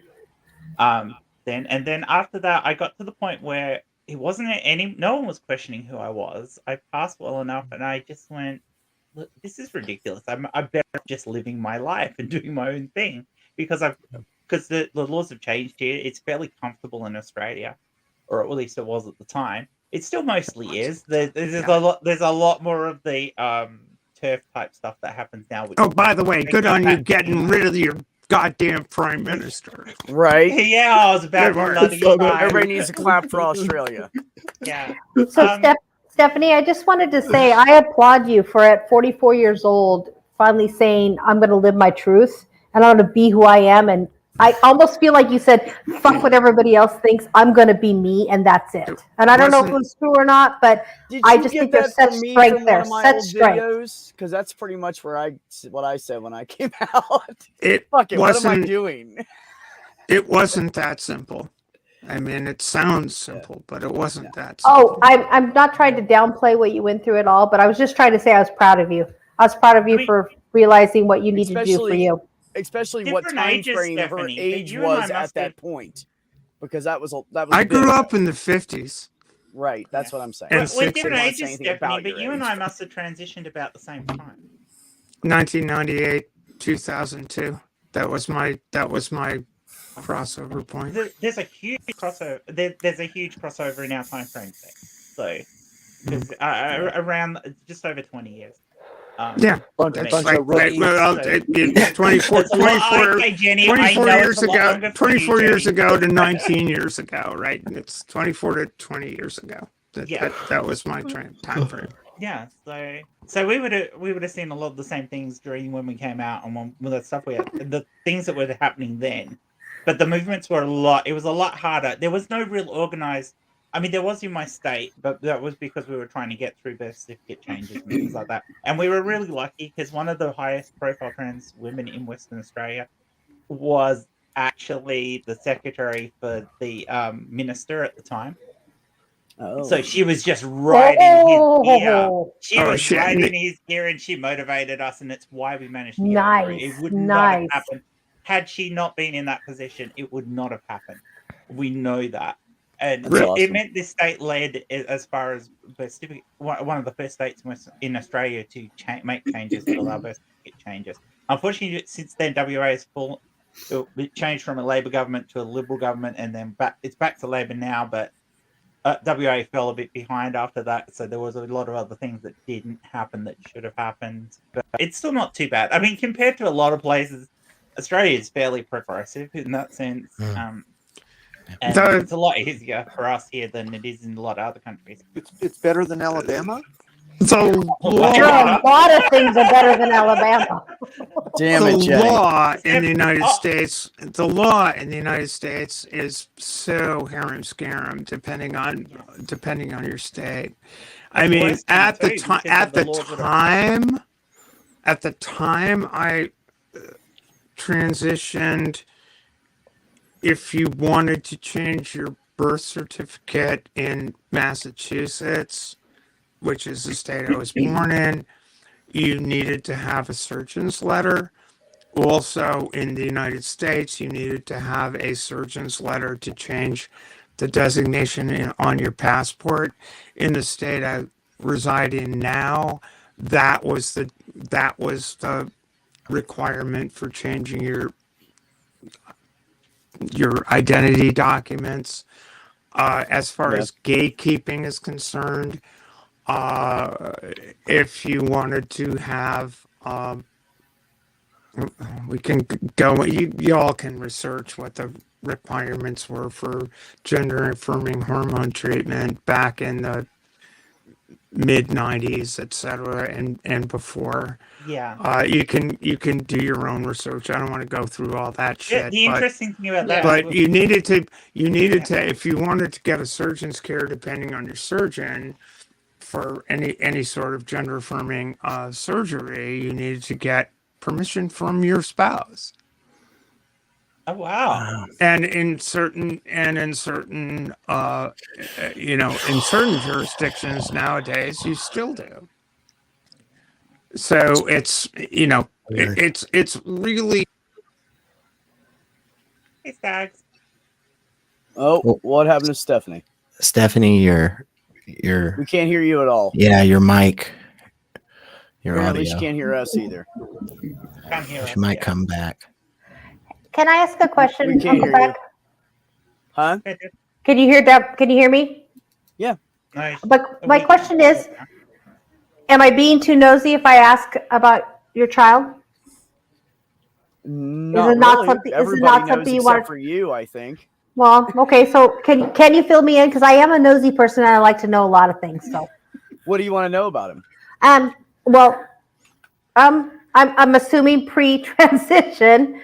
But how long ago? Like, how did you come about? It's not that I just wanted to know, like, how you faced the adoption. I assume you gave them up for adoption. Okay, but- here's the quick history. Yeah. I'll do it as quick as I can. Okay. Became friends with a couple at a Dunkin' Donuts where I went after work to hang out. They got in a big fight. Guy comes over. She's trying to kill me. I don't know what's wrong with her. She's literally chasing with a baseball bat. I let him in. I didn't know what was going on. She wouldn't leave me alone. I called the cops. She left. He got me drunk. He raped me. Honey. A few days later, it's okay. Luckily, I was not. passed out through most of it, so I don't have as much trauma as some people. No, it's just been so long, Anyway, so 3 days later, I'm like, there's something wrong. I think I'm pregnant. He's like, you can't know that soon. And I took a pregnancy test and it came back pregnant. And I was like, I'm telling you, I feel my body is different. Something is wrong. I just knew it. I fucking felt it. So, he's like, oh, let's get married. We'll raise a kid together. I'm like, whoa, whoa, whoa, sunshine. Slow down.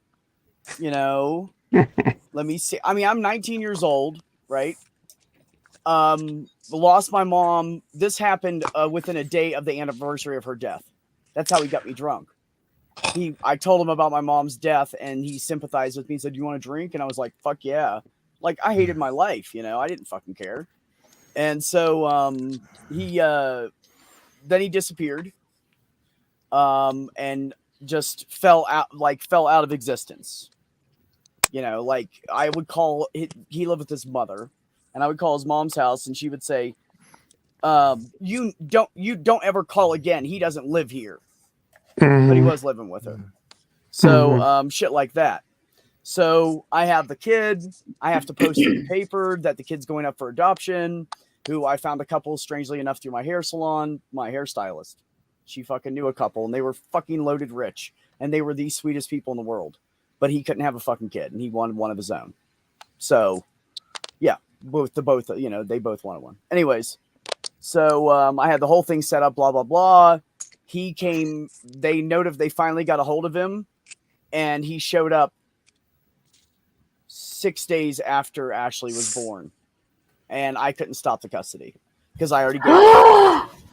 Yep. Couldn't do a fucking thing. Can I find him? My child went to a rapist and I could do nothing about it because I had no proof and I never prosecuted him.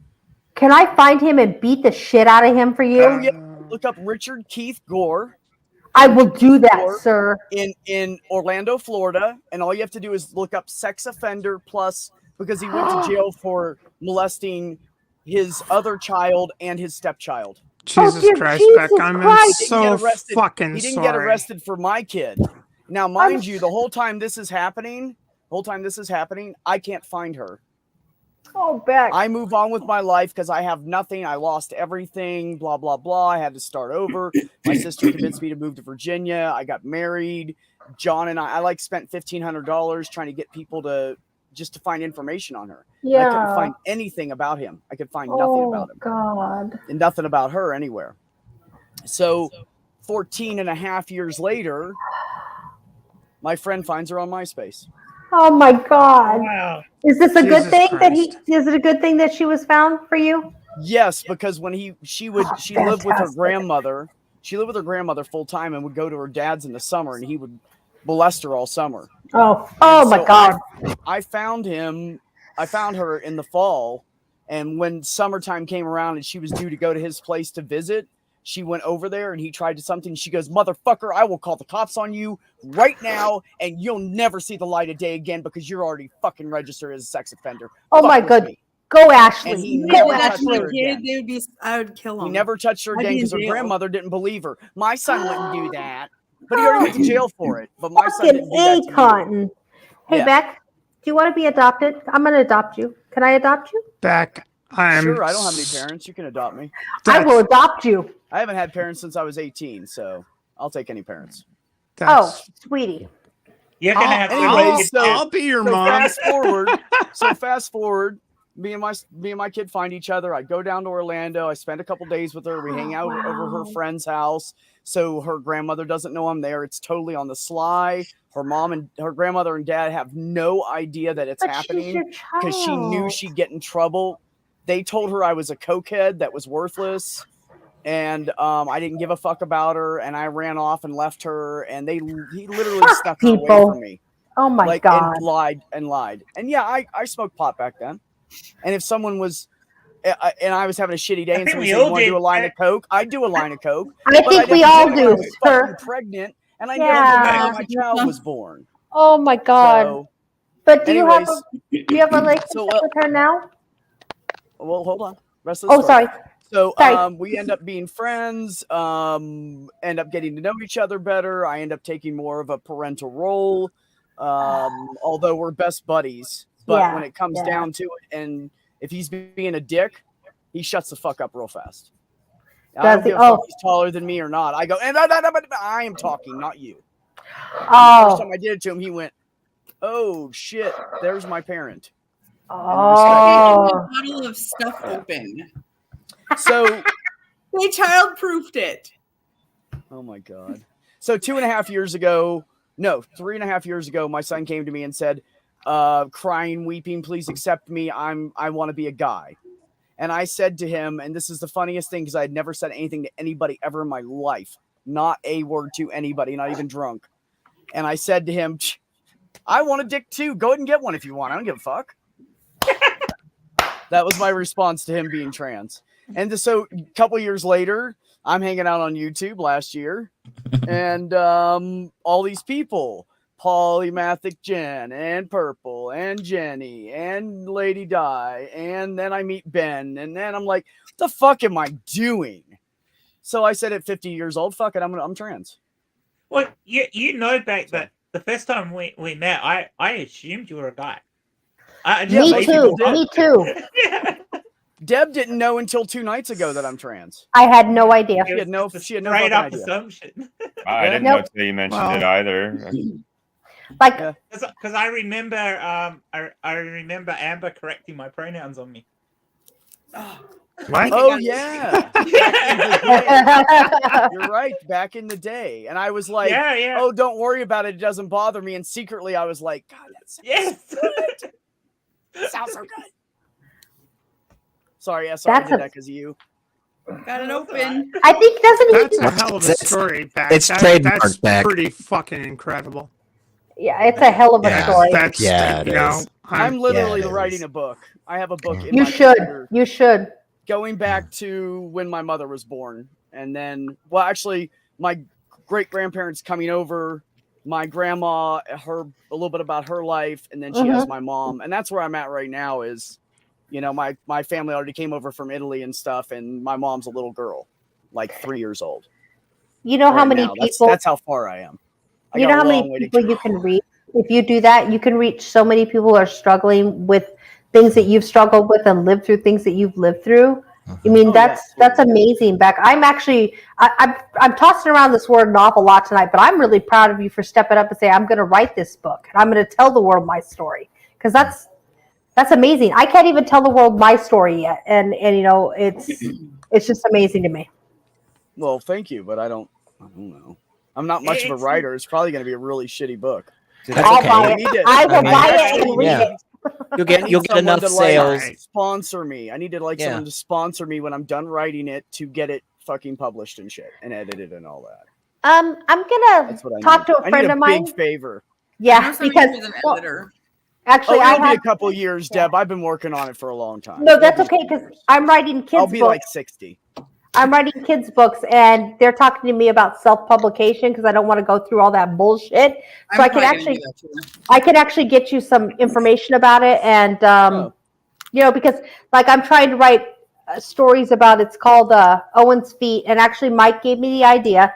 It's his original idea, but we're talking about how Owen meets different people. Owen's Feet meets different people and how they accept them, and you know, they can be friends and whatever their differences are. That's the whole point of it. But I'll get you the information on the self-publication. So maybe that will be helpful for you. If not, no, but at least I'll have gotten it for you. Maybe. Yeah. No, I'll take the information. Absolutely. I just want you to sell enough books to send me $10. So, I mean, if you could get on that right. Do you want the $10 or not, bro? I already offered it. I'll send you $10 if you're worried. No problem. There you go, $10. He'll give you a $10 discount. Look, Stephanie said you send her a nude, she'll send you $10. How about that? Oh, okay. Fair well, enough. alrighty then. Yeah. See, SR's only here because I promised him that I would do kava tonight, and I did 3 shells so far, and I'm feeling marvelous. What's kava? You guys are going to have to educate me again. It's a gentler legal version of like marijuana, more like CBD. Yeah, okay, cool. It gives you those effects. Yeah, it's a totally different type.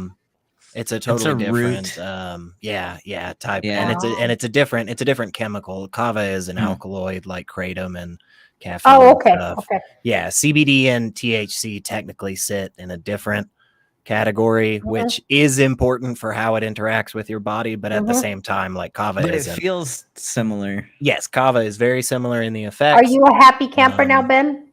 And I'm a happy camper. Totally legal as far as I know, and pretty safe. Doesn't really have. It's going to be very hard to overdose on. Don't alone. Take it with alcohol. Thanks, Nick. Yeah, I mean, that's one thing. Yeah, but that's like But come on, that's like the whole we know. point of getting high is to have alcohol with it. Yeah, most people should be knowing that. Opiates, when you take prescription opiates, do not drink. Oh Jesus! Look at that face. You sign this paper that says you won't drink while you take them, and then do whatever the fuck you want. What you do now is on you, dumbass. Go ahead. So a lot of things depend with the metabolism of drugs and alcohol, because I mean it's all dependent on your cytochromes, and I got pimped on this on my addiction medicine rotation, as some of you heard about this, but because my attending has a history of drug abuse, and that's how he got into addiction medicine. But he was telling me, like, and this is always the most intimidating thing, is when your attending asks you a question about a clinical scenario and then says, "What are you gonna do?" and just looks you dead in the eyes and says, "I don't know. What are you gonna do, doctor?" And you're just like, "I don't fucking know." And it's some really, really nuanced topic like this. And he said, like, he had taken like 45, somewhere around there, acetaminophen tablets. Holy shit. And he said, why did I not die? And he was just looking at me for several minutes. He's like, "We don't have all day. Like, give me the answer. Like, what are you gonna do?" Like, because if you have a person in front of you, like, you got to do something. What are you gonna do? And what happened was he was a chronic alcoholic, and The problem Oh. is acetaminophen toxicity comes from the From the metabolite, Mhm. which uses the same cytochrome as alcohol. So if Okay. you overload the cytochromes with alcohol at the same time, you're not metabolizing as much of the acetaminophen at the same time. So you're metabolizing it in lower doses. Interesting. Oh, wow. So if you are going to drink alcohol and use acetaminophen, you always have to do that. You always You'll do. not take 40 though. So that's why I Yeah, never yeah, thought exactly. that The point is, acetaminophen did it. I never thought acetaminophen did anything when I was an active alcoholic. No, if you overdose on acetaminophen, drink alcohol. Isn't it a painful, awful death that takes like 3 days if you overdose on? That was what I was always told in it's paramedic school. hepatotoxicity. So It's pretty bad. Yeah. Yeah. It is a good idea to remind everybody right now, you should neither be taking this much of acetaminophen or drinking that much regularly. You Both shouldn't, of them but not great for you, but in a rare circumstances. But if someone, I mean, if you really if someone want to die, does it might be a good route for adults. the what point is, happens if someone overdoses, you can, because you're supposed to use the right answer. Typically, is N-acetylcysteine to reverse acetaminophen toxicity, but you can use I knew that. ethanol. Really? You can use ethanol. It's not something we usually give to people in a hospital setting, which is why it's not the right answer. And you do get extra toxicities with ethanol that you don't necessarily get with N-acetylcysteine. Or liver failure But- if you overdo it. But if you need to reverse it quickly and all you have is ethanol, you can do that. So let me give you a specific scenario, Ben. So let's say me and a friend are out camping. And we are in the middle of the woods, okay? And like we're like a good like hour hike from getting back, where we could get to safety. Oh, and shit. I come into his tent to find an empty bottle of like acetaminophen, and I also find next to him an empty like handle of Jack Daniels or some other whiskey of some kind. You're saying in this specific scenario, knowing that my friend is already an alcoholic, That the might right have thing saved to him. do would be give him just a little more alcohol. Well, it didn't happen to I'd me. have to do the Like, math. I'm not I'd have able to to do the admit math. that for another 5 years, Ben. So let's keep that between us. But this again, totally hypothetical scenario. Yeah, but that could be what saves you in that particular instance is the alcohol, because it's a good to know. competitive antagonist.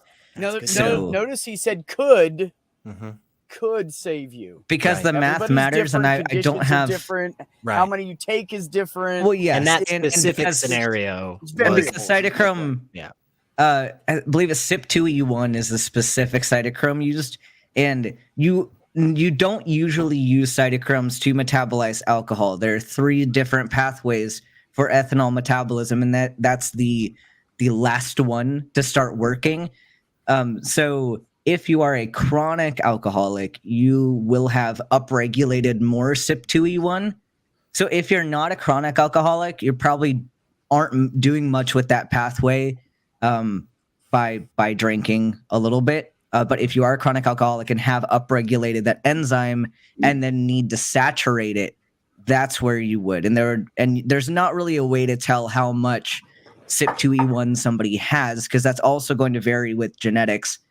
But so that's why I'm saying could, and because you'd have to be able You have to do the calculate all math, that right? out. Yeah. And like I don't have a way to do that. So, but this is why medicine is so fascinating, because the nuance is incredible, and like My family they have some issue with that, because my brother was like got pulled over or like got picked up by the cops, and when they did his breathalyzer, they said he should not have been even standing upright, but he was walking a straight line because he wasn't metabolizing that, or he was rapid metabolizing it or something.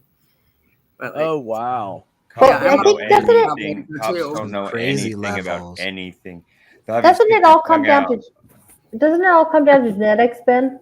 because Yeah. like A lot there are of it certain people like my husband and his father, if they take NyQuil for a cold, they are wired. They cannot Oh, me sleep when they too. take I'm a wild. psycho. And I'm like, give me the NyQuil. I want to sleep. You know, and there's certain percentage of the population is actually allergic to Benadryl and or some of the preservatives in Benadryl or whatever. Yeah. It's just so amazing to me. Yeah, I get IQ. that. That's what I was addressing was because you do get the toxic byproduct, but the point is if you saturate CYP2E1, you're not metabolizing all of it at the same time. There was I don't remember who did this tune, but it went. Give me a bottle of NyQuil, restful sleep my body needs. I took NyQuil and went to Give me a school. bottle of NyQuil, the restful sleep my body needs. Probably one of the worst ways to die would be Analgesic a Benadryl decongestant overdose. and them antihistamines. I can't That's remember, but hilarious. it just went on like this. It was like, oh golly, you're really They tried to, riffing like, on put about soul into drinking NyQuil? NyQuil. Seriously? Weren't the Yeah. ads in the 80s really corny? No, but any It's hilarious. like Benadryl and similar antihistamines would be such a terrible way to overdose because they're not clean drugs at all. Like, because they act as anticholinergics, so that's just awful. Don't That do sounds Can't do bad. those. What Don't does it do mean that. in real life, Yeah. student Dr. Penn? Yeah. What does an Anticholinergic. what does that actually mean in real life? So it inhibits your parasympathetic nervous system. It's a similar effect that you'd get with atropine and another thing. So in other words, you get altered mental atropine, status, so you start getting datura? really confused. You stop being able to sweat. You stop being able to pee. Like it's your temperature spikes. It's really uncomfy for anyone. It's a horrific way to die. Is atropine datura? I don't know brand names for really anything. No. That datura is a plant. Which the I plant? think, yeah, the plant Is a plant where we get atropine. Let me confirm. I know, like the big one on the test is always like Jimson weed. I think is atropine. Yeah, that's datura. Yeah, that's that's Jimson okay. weed. Yeah, they that's always- it. I've That's had what I so many thought. test That's questions a on Jimson shitty weed. way to go. Yeah, no, I've had so many damn test questions on Jimson weed because it functions as atropine, and they don't want to ever be nice and say someone OD'd on atropine. They will never give you a test question where they tell you what drug they OD'd on. That's not it. They will not do that. So this is a weird question, but can you die from too many diuretics? Oh, absolutely. Really? Yeah, you can mess up with your Absolutely. It would electrolytes. would it just It- kill your it kidneys? Would you just like over? Dehydrates you. It would Oh, be, God. no, it'd be you die of an arrhythmia first. That'd be number one. Oh, really? Yeah, I Yeah. didn't even think about that. Well, you know, Sure. the whole system is so electrical and water and blood and everything has to be just right in your body. Sure. That's You why know, the if you're human body is dehydrated- so fascinating. Because So fascinating. if you're dehydrated, that sends off your potassium, correct, Ben? Yeah. Yes. It was about, And your I was sodium. about to Is say that a sodium, factor the in- sodium potassium. Well, the balance. first thing Yeah. that's going to kill you is the Biggest problem. potassium. Yeah. Yeah. That's Oh, what- that's That's Yeah. usually the interesting. first one to kill you. Bananas are bad for you. Damn. Okay? It's gonna stop your heart. Yeah. I think, honestly, Ben, I think the ugliest overdose I've ever seen in my life as a paramedic was a potassium overdose. And I put her on the heart monitor. I was like, what the fuck? Because her QRSs were so wide. Mhm. I was like, what the hell? So we started pawing through everything. And then I found the empty potassium bottles. And I was like, just drive freaking fast. Get me to a hospital that has higher level cardiac care because this woman's not going to make it. Yeah, I think that's That's- scariest. That's why I don't think potassium should be Go over the first, Seth. counter like the way it is. I think it's That's important. why. That's why in transfem care, the primary testosterone agonist prescribed in the United States is spironolactone, which is a sodium agonist, and it can throw your electrolyte balance so far out of whack that you have way too much potassium in your system than you have sodium because the sodium is way reduced, and Yep. that's a big issue Wow, in okay. monitoring trans It's an fat care. aldosterone I had no antagonist. idea. That's Yeah. awesome. That's awesome to know. Not that it's But, awesome one that it that's happens. So, no. Really scary too is magnesium, because the thing is, like, Oh, the cardiac. well, because the thing with potassium is you can see it very clearly on ECG when someone has weird potassium levels. You can see weird sodium levels. You can see weird calcium levels. Magnesium, like if you have hypo or hypermagnesemia, it presents like it's super vague. And I've had so many test questions where like somebody's just tanking and you don't know why, and they're like, "What did it?" And the EKG is just like it's non-specifically all over the place. You're like, you can't localize anything that's going on, but it's just not right. Like the whole case is just this is not right, and it's fucking magnesium. Like that's what will get you. So I So, was taught that I like this- magnesium I like this overdoses could present with diagnostics. the SODs. Wait, sorry. wait. You guys don't talk over each Go other. ahead, Deb Stephanie, started you go first. No, Deb No, she started can go first. Are you sure? Okay, Okay, I'll go first. Ben, I was taught that magnesium overdoses can present with torsades, and get that little Yes. twisty looking thing, but it's not always, right? It's just a Well, no, and once that's in going a to be an while. end stage thing, and Yes, I hope that you're going to catch it before they get to torsades. I would freaking hope so too, but you know the 911 I really system. hope so. I'll They find a had picture of preeclampsia torsades so y'all on can see what magnesium, this and means. that's not fun. It's not. Oh, Yeah, yeah, I you can't can treat- remember, Ben. It's been Yeah. too long. My ex paramedic girlfriend told me all about it, and I totally forgot. It's been too long. Torsades is it's a cool picture. So when you go to like a oh god, I'm forgetting the exact term that they use, but like, you know, where you can go get like supplements like of magnesium and potassium and stuff. Like, you're telling me that you can like die from that? Yeah, it's scary. You have like- to take a lot, but yeah, you can. Because you're not really going to absorb all of it. You're mostly going to pee Okay. it out. So Look, I don't know most- anything about the heart, but I can tell you that one in the top right corner, the big one, This that is is bad. really fucked up. This is It's torsades. really fucked up. This is torsades. It's called that because it's like a ribbon. You see it gets big and then it gets small and then it gets That- big again. Yeah. That Okay. doesn't look healthy. It's not. It's bad. I hope you catch it before they do this.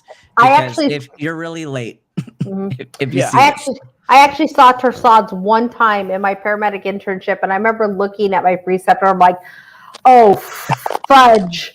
And we started IVs, and I'm like, "Just drive fast. There's nothing we can do. Nothing on our truck is going to correct this. Let's That's just try to flood them with fluids to maybe dilate some stuff out because we can't Yeah. fix this. We I got a can't." story for you, Deb. know, I got my, a story for you. Yeah, that's Beck, you My go for it. my Hey, ex kids. had torsades because her heart was fucked up and it was beating so off she was like having trouble living. So they had to do ablations, and I can't remember they did the ablation right now. Give me a Oh, minute, she I'm- probably I'm had like, WPW.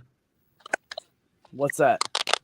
Wolf, It's wolf. Wolf Parkinson Wolf White. Parkinson's It's White. where you have There an it is. accessory pathway in your heart that will like go off and cause you to have arrhythmias.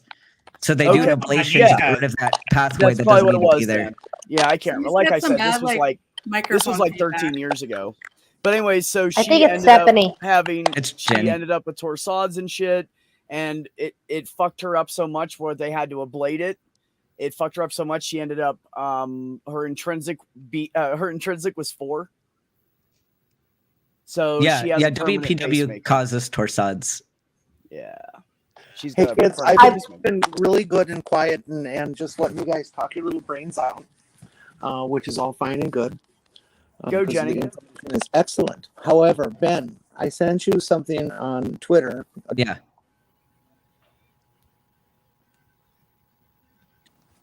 Let me find it. Yeah, I saw the private chat message, Jenny. Oh, This is not she'll be safe back. for YouTube, Well, her Jenny. mic's not working properly. So Oh, I'm not gonna share that because it's not. I don't think that's safe for terms of service on YouTube. But I can Ooh. share it in the private chat. Please. It I'm is back. definitely a sex toy. Oh Sweet. my. God. No, we're not Okay. putting that on the screen. Oh, please tell me it was I'm an putting that X-ray in of one. private chat so y'all can look at it, but I'm Yes. not sharing this on the Oh my, live I stream. can't wait to see it. No. Not This doing it. starts I'm with streaming this to starts Twitch, you're with not. www Uh-huh. great porn and I mean it goes from there. Come on, of course this cat. is not safe. I'm just kidding. Oh my god. Oh No, my I like god. to dub my, Jenny. Yeah, dub my that's not story safe for from the Jenny. Pornhub. Folks, I'm back. I'm back. I will just let me just present this, and then I'll get the hell out of here because I know nobody wants to have me here. So, Ben, if you Oh. could get that, if you could get that picture and that video, I would love to share that with the group. And I'll We haven't. discuss It's in it the side before- chat, but I don't think it's safe for terms of service. It is We actually own one of those. In my, oh, wait, TMI again. Sorry. No, you can share. I said we actually own we own one of those, so Like I we know can what you're talk talking about yes. them. It's just like they No, get one weird half with of it. pictures. One half of it. They get Yeah. We actually own both halves, Yeah. but I'm just not going to say any more than that. So, yeah. Hmm. We can. To be fair, I've shown one half of that on streams before and never lost the stream. So Yeah, we're Nice. also on Alright. Twitch, and I know for sure that it violates Twitch Oh, Terms of okay. service. If you guys want to look at it, there's the So- link, but we're Yeah. not putting it up here. because we got Yeah. You guys taken can go look down. at it on your own. Beck got a tab. stream taken down because Swede shared a picture of him from heart surgery, and they're like they flagged it for gore and removed it. Yeah. So Oh, Christ. taking That's chances with honestly- this channel, and honestly pictures wasn't that- sure where you were gonna finish that sentence, man. You were like, No, no, but yeah, I you shared a interviewed- picture of him, and I was like, where? no, it was his aorta, but It was No, a, I it was a described it. picture Oh, of his really? heart. Yeah. Hey, Oh, Yeah. What yeah. was that, could Jenny? I? Yeah. Good God! yeah, Jenny? Could I describe the product then, please? yes, you can describe it. Yeah, go ahead. Okay, this is a product I came upon just today. It's new apparently, and it's been in testing, and they're improving it and going to have it on the market. It's reasonably priced. It's for anybody with a vagina who's afraid of rape. And what it is a device that you place. Wait, come back, Jenny. I we want to lost hear Jenny. more. I want to hear more. Damn it, StreamYards. It's because there's so many people on StreamYards. It kicks her a lot. Damn it. Yeah, I want to hear more. She'll be back. I do want to tell Yeah, Deb sure. my hospital story. Please, I want to hear it so Okay. bad. So this was in February of this year because I was on family medicine at She's a back. community hospital in. Wait, Jenny's she's back. back. She's back. Okay, Jenny, carry on. Okay, you're placing your vagina, and when some man penetrates you, it's a device that kind of wraps around his penis like a prophylactic, except it's barbed on the inside and it doesn't come off. I Kidding me. just That's And the only way- awesome. that is fascinating. That is the most awesome thing I've ever heard. I thought it was I something just totally took a look different. at it. It's like, oh my, yeah. Well, penis there's trap. something. Like a finger That's trap. awesome. That Oh, is it's like, awesome. yeah, and you might call it a penis fly trap, I suppose. Penis fly. Oh my That is what I'm going to call it from now on. In other words, zip it. Yeah, zip it, dickhead. Shouldn't open your fly to begin with. So, All right, We're hit me, gonna, Ben. Hit we're me. gonna go down the discussion of mandatory vasectomies now, so that that now that you've lost Roe versus Wade in the US, I think The policy of mandatory vasectomies would be great because then you wouldn't get unwanted pregnancies and I don't Then you think they would should be have- vasectomies. I think I they just- should be tied off when they're about 10 to 12 years old before they start having sex. And then if they decide they want to have children, they can have it undone. and Yeah. that's Consent. Forced medical Covered by decisions insurance. on young No, children's no. bodies. no, That's no. bad. nice, nice I don't thing. give a shit. I honestly It was think Well, all then the you're fucking just like one of abortions them, and all right? all the pregnancies from What happened to rape my and all body, this my shit. choice? There's But Nobody the wants whole to get point. nobody wants to get pregnant from rape. I mean, I'm glad I Yeah, had my child, yeah. but trust me, nobody Yeah. wants that. I No, think but Given the honestly, way Yeah. the An society invasive decided surgery it's on my not your son. body or your choice. let's difference just does it make? teach our young men to respect our young women and not think that it is No fucking okay shit. to put a fucking power trip on a woman because you're angry about something your mother did to you 25 years ago. Let's just Per- teach our sons to be Oh, decent yeah. human beings. So, Yeah, oh, no shit. that was a tangent. Sorry. No, you're right. I Yeah, started agree. it. So perhaps, it's fine, Gab. perhaps spend as much time and thought looking into hormonal birth control for men as there is hormonal birth control for women. Birth control started Yeah. out for I men. mean, it's been, Yeah. it's To be been, fair- it's Yeah. been there. The research is there. Yep. That's how The birth problem with control it is started. that, Men didn't like how they made it. They made him feel. I was so they gonna made say, it But women the the most problem, recent- but the Okay, problem hold on, is, hold on. Okay, hold on, one person. at a time. Sorry. One person at a I time. was one person talking. Anyways, go ahead, Steph. but the problem is that that's not how the culture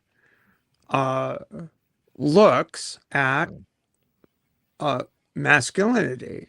You're anything that interferes with that possibility of impregnating someone is tantamount to castration in certain people's view. And so men are not really. It's ridiculous because women get their tubes tied all the time to prevent fucking pregnancy.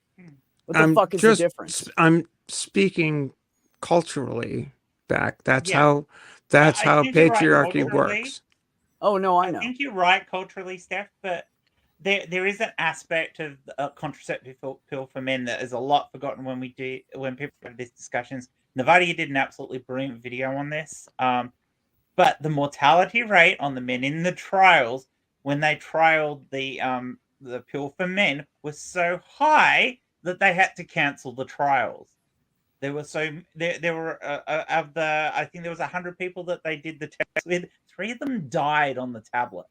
Oh, whole three? Yeah, 3. Yeah, Due to 3 the- died on it That's- due to the tablet, not because of the other Interesting. things. And it's like, yeah, at Interesting. that point, And the out of, danger of it was a lot higher than it is for women taking the pill. So I'm not saying they shouldn't keep investigating it, but it scared the bejeebers out of the Okay, people who okay. are doing the studies. Yeah. I was Which gonna say is they why it hasn't progressed. they could understood. theoretically come up with another Yeah. another They could. variant.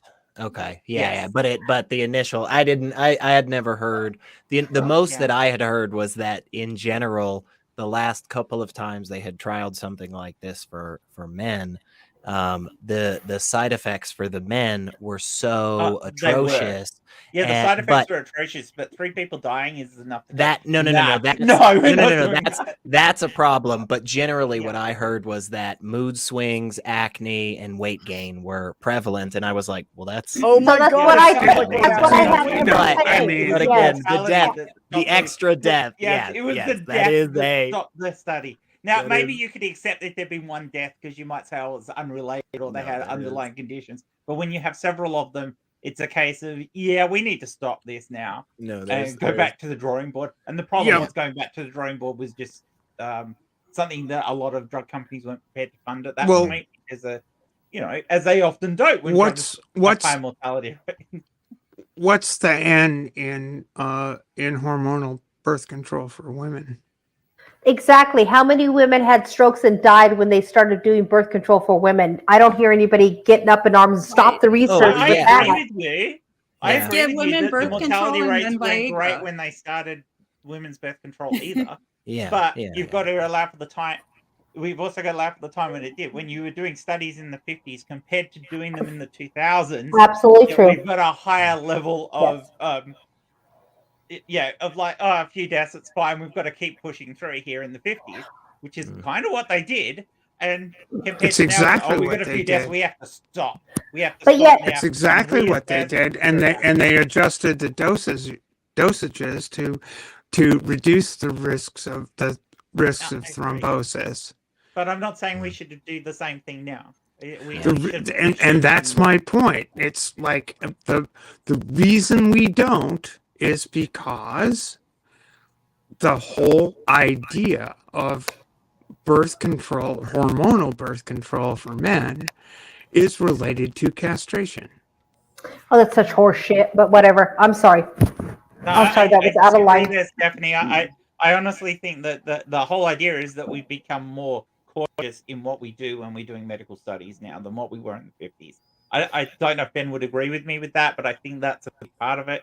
You know, if you start seeing mortality rates now, it's not the same reaction. Oh, we can adjust it and we'll drop down these mortality rates that they would have done in the 50s. Now it's like we stop this study and we figure out what's going on. Unless, of course, there's some huge imperative that we have to do this study, we have to figure it out. Like when you're dealing with a pandemic, then if it's something that's not a pandemic, if it's something that we're just trying to solve out, if we've got a high mortality rate, we back off. We back the hell off because we don't want to kill people. Yeah. So I don't want to be like the typical fence sitter, but I do think on this issue there is a bit of both. I do think there is definitively a toxic masculinity that exists in a lot of cultures 100%. all over the absolutely. world. There is a very male dominated, in charge, and I think one of the ways that is shown is definitely your fertility and you know how many times you have sex and these types of things. So I think that definitely does play into it. But also, yeah, when we first started these studies, where we were in medicine was totally different from where we were with. Agreed. And that does play into it. I think there is, I don't know which one is necessarily more dominant, but yeah, I mean, I think there's a dominance on the one of that fragile masculinity of how on earth did they sell this product to men? Because that's the one I was hoping wasn't dominant. That is the side where I think you'll get it from, and that's where Stephanie's coming from. That social contagion. Well, it's not really I'm more coming from the social contagion, Chan, and you know it's but I think the resistance towards, oh sure, okay, well this looks bad, let's investigate some other venue, and that venue is cut off by the virtue of, oh well, this is terrible, blah blah blah. It's immediately the whole thing gets shut down. It's like it's studies for guns in America. I mean, we can do the studies, we know the results, we can figure out answers. We choose not to because we weren't really interested to begin with, and it was great that it worked out in our favor. Yeah, So I get you. That's the whole point. Australia's example, if you're going to talk about guns now, Australia's example of gun control is the perfect thing for the US. We have Port Arthur's massacre in early 90s. I can't remember when it was. 96. 96? Yes. It was 96. Okay, mid 90s then. I remember it happening very well, but I can't remember the year. And instantly, the government of the day, which was a conservative government, got up and said, right, we're taking your guns from you. And Australia as a whole turned around and said, yeah, that's a good idea. Good freaking luck with that in the U.S., but I think it's a good idea, but good luck. I'm going to tell you, if it ever comes to that, there will be a lot. There will be a lot of redneck white people that die. Hell yes, you would end up with a war. That's my prediction. Some of your states would have outright fighting on them. We would. So can I for 1 second piggyback on something that Sadie said? She made a note that the big problem I have with the whole birth control conundrum that we're having, especially in the United States, is that as a woman, insurance companies can say, I'm not paying for your birth control, but yet I'm going to pay for your husband's Viagra so he can have sex with you. I have a huge effing problem with that. A huge problem because so why? You know, they're probably Christian based. You know what? You probably would be. Who owns the insurance company and the subsidiaries and blah blah blah, and who's somewhere making in money there? off of it? Yeah. Guarantee you, there's a bunch of Christianity in it. Yeah, because God forbid an 80-year-old man can't get a hard on, but the 24-year-old woman who's raped has to have that child. Yep, because she didn't have right. both. That's the American Christian way. That's BS. Well, it was for, and I'm blanking on her name right now, unfortunately, but this was the woman who sued Hobby Lobby so that she, as a trans woman, could use the bathroom. And here was the most awesome yet fucking annoying, ridiculous part of it all was that as it took, 15 years to go through the whole fucking court process and finally got up to the Supreme Court where they ultimately ruled in her favor, which was basically along the lines of like, well, yeah, I mean, an employee can use the bathroom that they feel comfortable with. But that whole like decade and a half, Mm-hmm. guess what? Guess where she was using the bathroom? Guess where she was using the bathroom? She was using the bathroom in the fucking women's bathroom. And nobody got hurt. There was Isn't no that problem. amazing? Oh my god, nobody Basically- got hurt. Out. But thank goodness, our fucking Supreme Court was there to remind everybody, like, oh yeah, bathroom, yeah, just go to the Well, bathroom. You know, Secondarily, Yeah, as a practical matter, I'll remind you that all it takes is 5 votes. yeah, well, Whatever, I'll tell whatever ya. five, whatever 5 people in that Mhm. body decide is the law. oh, I'll gladly stand on this soapbox for a second, Stephanie. Fuck And the Supreme Court right now. Absolutely. Oh yeah, absolutely. yeah, It Supreme is, Court it right is now. a joke. It is a partisan political body of our government, and it is not at all No, how it's it not was even of your originally in government. kind. It's of the previous government. It's Not a, of your current government. yeah, it's no, a it's joke, and we it's should a- get with the modern times and Yes. start having a better system. I don't know exactly what Yes, that system USR. is, Yes. but you're right. You're right. There are 13 districts in the United States. 13 court districts in the United States. So, federal courts. There are 13 federal courts. We should have 13 justices on the Supreme Court because that's how it's been Ooh. historically. Oh, that's not a bad idea. Gosh, that's not a bad idea. Yeah. Oh. It's true. Hey Ben, can I all hear the about that. story now? Oh yeah, we can tell the story. Okay, Oh, good. I forgot Ben had a story. This I is back was to gonna well, say, it's like before off you went topic to from show, all Ben, of this. So I We was never like, get distracted on this channel, So though. before So you this go is a Never. first. What happened? Never. I wanted to ask what because we should, given how many the variety of people on here. What is everyone's pronouns? I'm I guess everybody should probably just put them up. I'm she, her. She, her. Mhm. He, him. They, them, never ma'am. Sorry, Sadie. I Stephanie. love it. Oops, I'm pretty sure I've addressed you as ma'am a couple times tonight. Sorry. But not me. I Stephanie. heard you say it to Stephanie, but I didn't hear you say it to me because I would have been like, "Excuse me." No, I say Yeah, it to say you'll anyone speak who up. is my elder. That's the way I was raised. Ma'am, English ma'am elder. is fine with me. I'm just I'm also a he, him. He, him. There you go. So Go ahead, Deb, Ben. So, Should've so done that the, ages ago. go. the heart story. So I was at the hospital on family medicine. We were rounding, which I absolutely hate rounding, but it is what it is. So we're rounding on the cardiac floor with our attending, and then some patient, not ours, but somebody's patient, goes into VTAC, and so we hear like all these people are in this room. Like there's a whole bunch of stuff going on, and my attending's the only doctor currently on the floor. So even though it's not her patient, we all go in to see what's going on.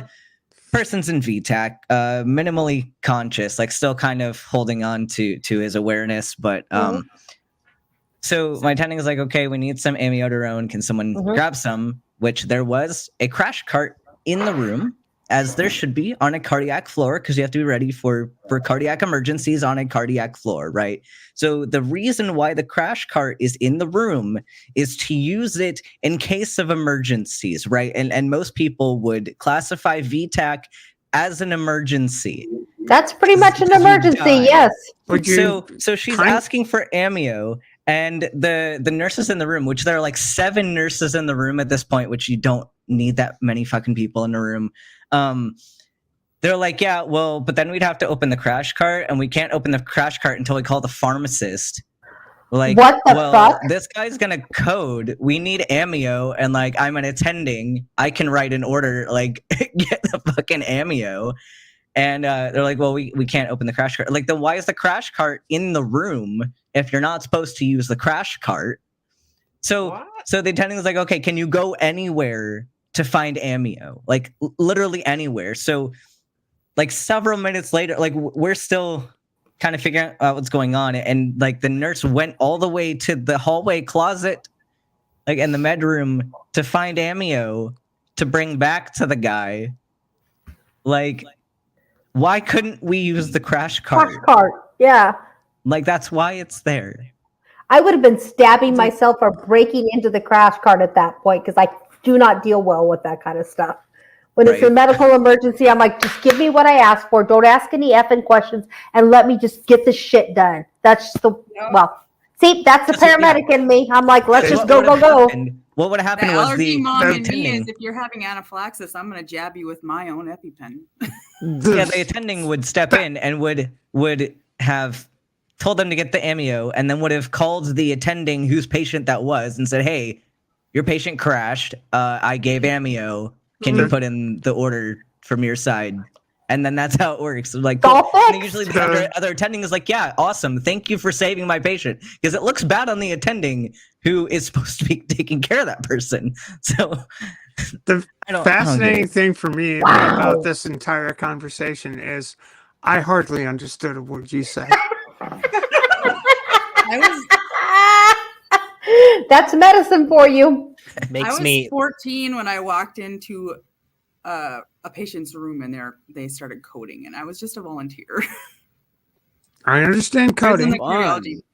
I walked in. I was yelling down. Amio, I don't know what the hell that is. I had another one when I Very was simple. working. I'm sure there's something the rest of us could talk about that would make them feel the same. So, What I was working 911, we got called for a cardiac arrest at a rehab facility, like a post-surgical rehab facility. So it's a skilled nursing facility. So they should, theoretically, have people who are basic life support certified. You are supposed to be legally, you have to have that certification to work in a skilled nursing facility. Whether you are a CNA or an RN or whoever, you have to have that to work in that facility. So we get there. We're code 3. We get there about the same time as the fire department. We walk in, and guess what all the staff is doing at this facility?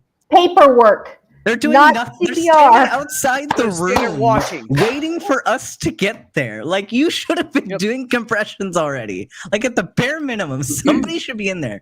And we knew they weren't doing anything. They hadn't started CPR at all because I was the first one to start compressions.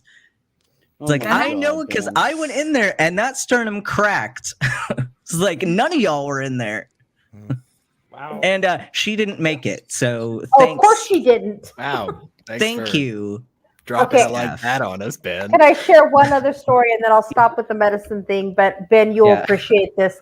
We went to a rehab facility. It's specifically for stroke victims. So there's a lot of rehab that has to happen and everything like that. And we get called for a respiratory arrest. We're like, okay, so that happened. So we get there and I shit you not, you guys. The nurses say to the doctor who is attempting to intubate, "Oh, doctor, you can stop. The paramedics are here now." He had made like 5 or 6 attempts for intubation. And then I stepped in and I'm like, "Oh, there you go." He's like, "How did you see that?" I'm like, "With a flashlight?" I mean, dude, come on. You got to adapt and overcome when you're in these situations. Good news is that they did make it and we were able to, they did at least breathe for them with the ammo bag. But I was like, seriously? How long have you been retired, Doc? And how long has it been since you attended a medical conference?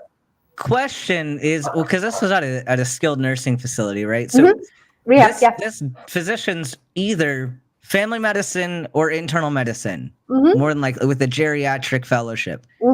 They don't tube people in any of those specialties. So he's not trained. Like, what are you doing? Because that's not within your scope, dude. Oh, thank you for saying that. Thank you. They probably are mostly DNR. I know it not. It's not within their scope to do that, unless he was pulmonology. But I doubt it because pulmonology usually works in crit care. He had absolutely no idea what he was doing because the minute I stepped in and I did the whole thing and I called for cricoid pressure, the look on his face was like, "Oh shit, I probably should have done that." That's standard for intubation. So I literally put the cricoid pressure on and I was able to just slide the tube in like it was nobody's business. It was super easy. And this doctor was just dumbfounded. And I was like, also, like, why are you fucking around with 5 or 6 attempts on that? You're just ruining it the more you get in there. Like, 3 Mother of God. Yes, the trauma, you could see blood around the vocal cords. So you know he was step up. So, but don't do that. Sorry, I'm sorry. I won't. We need to have like a medical discussion night. I would Well, love to do I that. would- Let me know. Let me know. How much, I wonder what the medical professionals in the room think about how much of this technical language should the general public be aware of. None. Because again, I have no idea what you're talking about. It's a whole new language. We have our own jargon. We I mean, speak in ways, I but you know, it'd be as if I was it would be as if I was talking about sailing terminology to a bunch of people who have no fucking idea what I'm going on Yeah, about. yeah. and I understand. And the thing is, if I blow a tack, it's not going to it's not going to be a life and death issue. You know, Yeah, you know I what can it is? I can describe how, well, perhaps you should have done this, that, or the other thing using technological terms specific to the sport of sailing. But how much of this really is how much should people understand about what the hell you're talking about? In my Here's opinion, one of my main points for why this is important that people understand that they don't know this shit is because if you're not following this conversation, you can stay the fuck out of how I treat my pregnant patients. Abso-fucking-lutely. Exactly. And your opinion on a vaccine does not matter. It's not. You can just shut. It's between the fuck up. patient and the doctor. And their doctor, Fuck or off. yeah, and Yeah, but that's you're What? clearly, I don't think that you're communicating to your patients in those terms. no, No, we're not. no, absolutely not, absolutely No, not. we're not. And so I wonder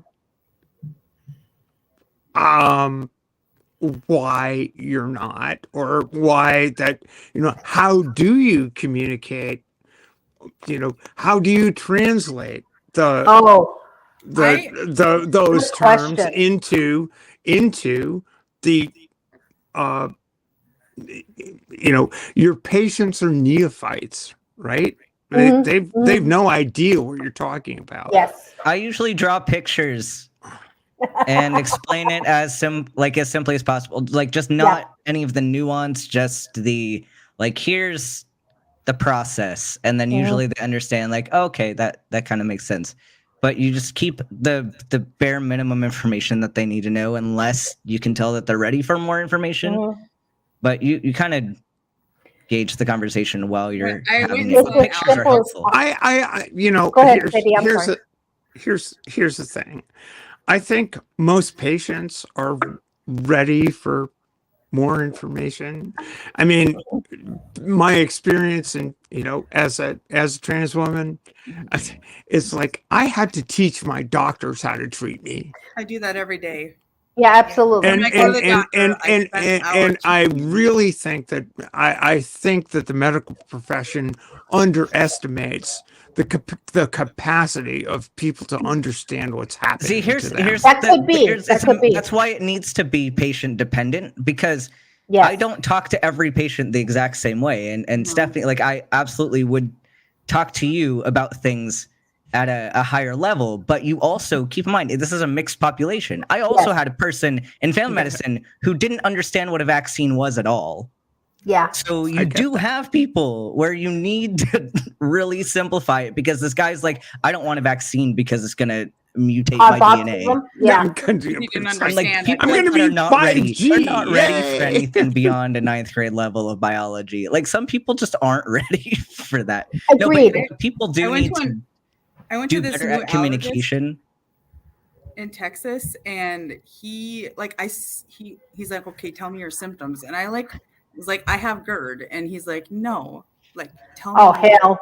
how it feels. I'm like, I'm not gonna dumb it down for you, and he's like, and so I just got up and left because he was mad because I wouldn't use simple terms. I'm like, I'm not gonna do that. I'm See, like, that's just an inability of the Doctor. something that doctors do need to learn how to read the room. Yes. Not a lot of them know how to do that. Yes. And I you got up know, and left. as for me in emergency medicine, there's hardly ever time to actually say, hey, this is what I've got to do. So I have learned to actually make it to the most simplest terms as possible. Like if they see me intubating, they're like, what are you doing? I'm like, okay, listen, he's not breathing for himself, so I'm going to help him. And that's the best I can do, because honestly, if I spend 5 minutes on scene with this patient trying to stabilize them, that's a long effing time. Okay, it's a long time. My whole goal is stabilize and get him to the hospital as fast as possible. But on the other side of that, Stephanie, is that when I go to a doctor, don't fucking treat me like I am an idiot that has no medical training, because I've spent 20 plus years of my life as a paramedic. I know way more than you give me credit for. And I've walked out, like Sadie, I've walked out of doctor's appointments. I'm like, what do you mean I don't know what my vagina is doing? I'm a woman and I'm a paramedic. I know exactly what's going on with my body. Oh, it's way easier when your patient knows what you're talking about, because then it's just like, yeah, okay, here's what I want to do and here's why. And then you don't have to like go through that weird mental gymnastics to simplify it. You're just I'm like, stuck yeah, in this is Chicago. why I want to do this. I had an allergy appointment tomorrow and the allergist canceled. And I switched from this new allergist because the one that I originally saw didn't even barely talk to me. She sat and talked to her interns and was trying to like impress them instead of listening to me. And then she's like talking to the resident. Oh yeah, we're gonna put her on nasal spray. I'm like, excuse me? You're gonna do what? Yeah. No, you're not. Like, did you even talk to me like since you've been in here? And like, so I'm having a huge issue. Like, I was supposed to see an allergist tomorrow, and I need to get on a freaking biologic, and I don't know what the fuck I'm going to do. They should talk to because that's the problem. So it's like when you're in the room, no matter if you have residents with you or not, like when you're in the room, you're talking to the patient. You leave the room and you talk to the residents. Like you can talk to them afterwards in the hallway. That's where you're supposed to talk to the residents. And she's looking at me and she's explaining like eosinophilic esophagitis. I'm like, I already know that. And she goes, I'm trying to explain it to them. I said, then can you get out? Looking at me. You know, the thing is that I've found in medicine in all the years that I've been doing this, and maybe Ben will agree with me or not, is that we have this thing that happens. And in the EMS field, we call it paragoditis. And what that means is the paramedic begins to believe that they are God and they know everything. And so they're not going to communicate with their patients. And I've never been that type of paramedic, and I never will be that type of paramedic, because I've always believed 100% with my heart and soul and everything I've ever done is that you treat your patient as a human being first. If I get called for a woman who has shortness of breath and she's 65 years old and she's short of breath because she's afraid, and she's alone for the first time, and we have to take her to the hospital, you can damn well bet I'm going to hold her hand, and that's going to solve her shortness of breath. But then we can get her into the system, you know what I mean? Some paragoditis people will be like, you don't need to go to the hospital. It's a waste of my time. No, you care for the human being. And unfortunately, I've seen with surgeons especially, they have that God-type complex. Yeah, they do. And I'd like to freaking slap them in the face. I'm like, don't talk down to me. You talk to me. This is my body. You're not going to tell me what you're going to do with my body. This is going to be a joint decision. And it drives me nuts. Our system for residency matching is so broken that like surgery attracts people like that. And those are the people that get accepted because so it's all based on. Wow, surgeons are the prima donnas of medicine. No, but here's why they get in, and here's why it happens that way. So it's all based on board scores, but not just any board scores. It is based on your first round of boards, which is not your clinical boards. This is your preclinical boards. So like your basic sciences, which there's a lot of fucking content to memorize, but it's just memorization content. This is not clinical judgment. This is not anything like that. This is not communications. This is just preclinical science courses.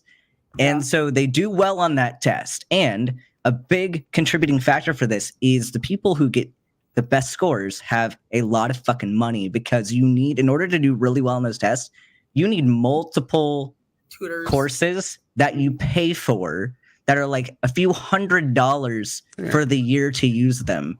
It's so ridiculous. like I had 2 study programs and they were each like $300.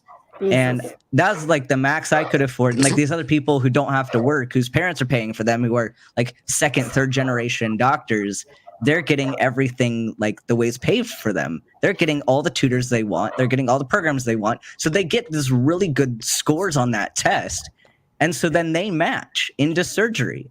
So then But people that who doesn't are mean they're a first good doctor gens, at all. no, the people who are No. first gens or people who like as my study approach was never like, and I'm hard on myself always, but like my goal wasn't to be top of the class or to have a certain grade. My goal is to learn the content and to use it. So I learned based on curiosity, and I learned based on what, like, understanding the process. So I didn't memorize a whole bunch of shit because I'm like, I can go back and look up the memorization stuff later, but understanding it is what needs to happen. And so, no, I'm not the top of my class. I'm solidly average. But like a lot of us, I think the people who are the top of the class, like they're missing a lot of aspects of medicine because of the way that they studied. And so that's where you get these surgeons that have No such little empathy. communication skills, Yeah. and the stigma associated on top of that with things like primary care. Mhm. Like you don't get clout in primary care. People will constantly tell you that you're doing medicine light or that you're not knowing enough, which like those No. people don't Yeah. are not board certified I in family think the medicine. urgent care but- is the only one that's worse than family practice. Oh, urgent care is terrible. Yeah, like It's that's absolutely the only one that horrible. looks- Drugs to give me. And they give 'em to me. Except that that's the thing that matters the most to the most people. It's Right. just So why family medicine is unbelievably attracting me as a person. stupid. The people who go into family medicine go into it because they love medicine. Like that's why it That's attracts my those doc. people. That's my doc. And that's why I'm going into family yeah. medicine. Like I That's don't want your stupid toxicity and your competition with each other. Like just learn the medicine and like have fun with it. It's supposed to be a good field. Like don't ruin it for everybody else. Exactly. So You know, with family medicine, the thing that I think a lot of people totally like dismiss is that my family doctor has, we'll just say 75 patients, just for example. But when I come into her office, she's like, "Oh, Deborah, I see this. And I'm like, you know what? I have a lot of back pain. What can we do?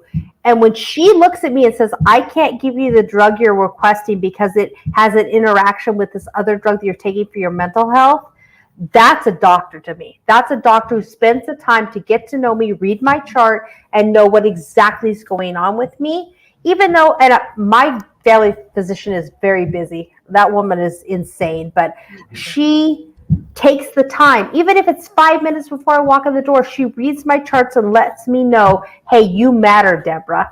I noticed you did this, Deborah. I noticed you gained a couple pounds or you lost a couple pounds.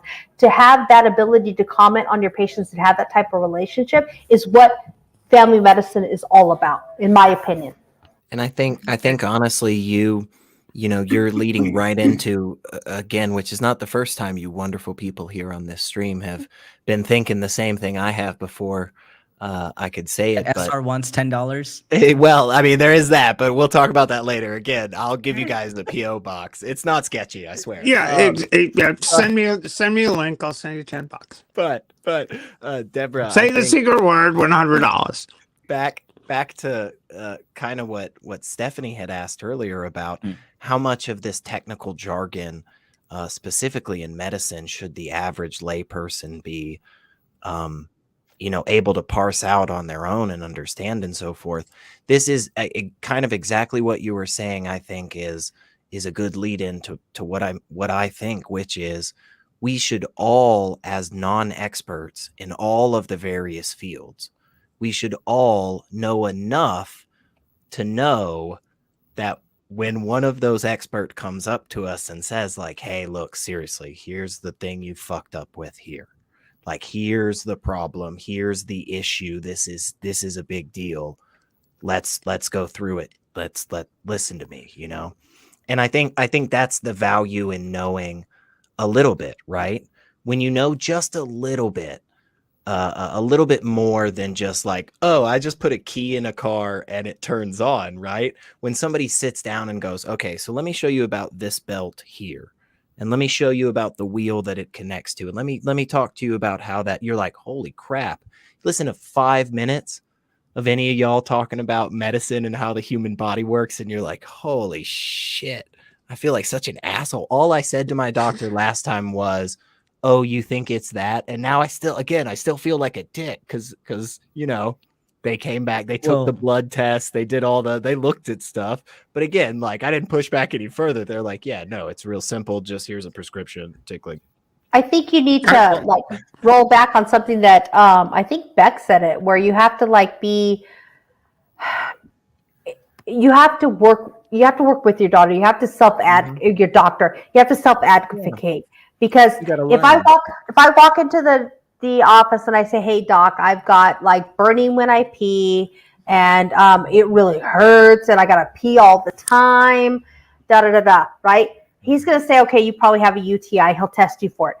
But as a person, I think it's my job to educate myself. Okay, what can I do to prevent this excruciating razor burn pain when I pee? Okay, so you can, yeah, exactly. You can, you have to cranberry juice. Exactly, cranberry juice. You have to work in tangent, and you have to be your own biggest fan, because we will ask 150 questions about what dinner is going to be. What kind of food can I get? Can I get it sauteed? Can I get it grilled? But when our doctor asks us, hey, do you have any other questions? We're like, no.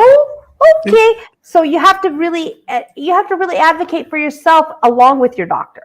My new point of has always been to treat my first doctor's appointment as an interview as a patient. I'm interviewing you to see if you are capable of caring for me. There you go. I've done that. I've not seen a doctor again because I didn't like the way that they were.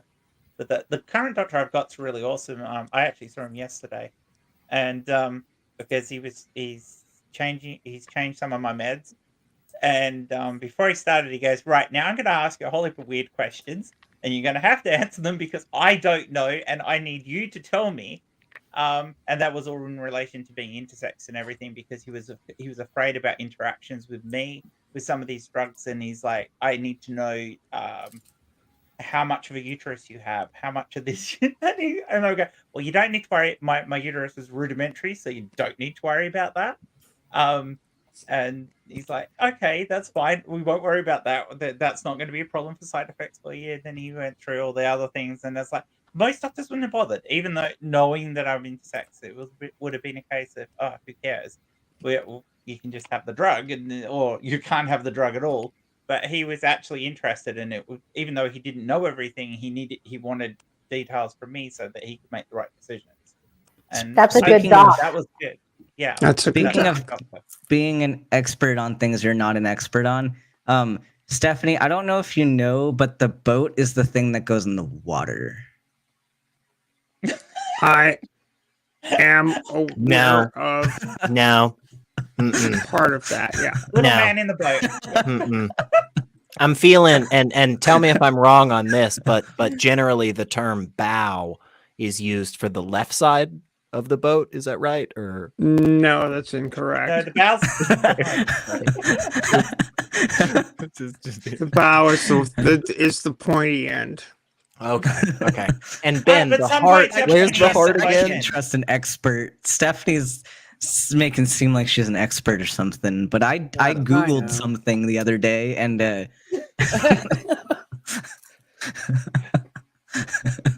damn it, Ben! You spit out my pizza. You know, Stephanie can handle the joke, so yeah, So- I can handle the joke. Stephanie, can I tell you a interaction that I had because I'm a Navy mom? I had, and I do this because you guys know me well enough to know that I would sign up for something to say, hey, if you're out at sea and you don't have family or whatever, you contact me via chat, and I will chat with you and give you support that you need as a sailor, right?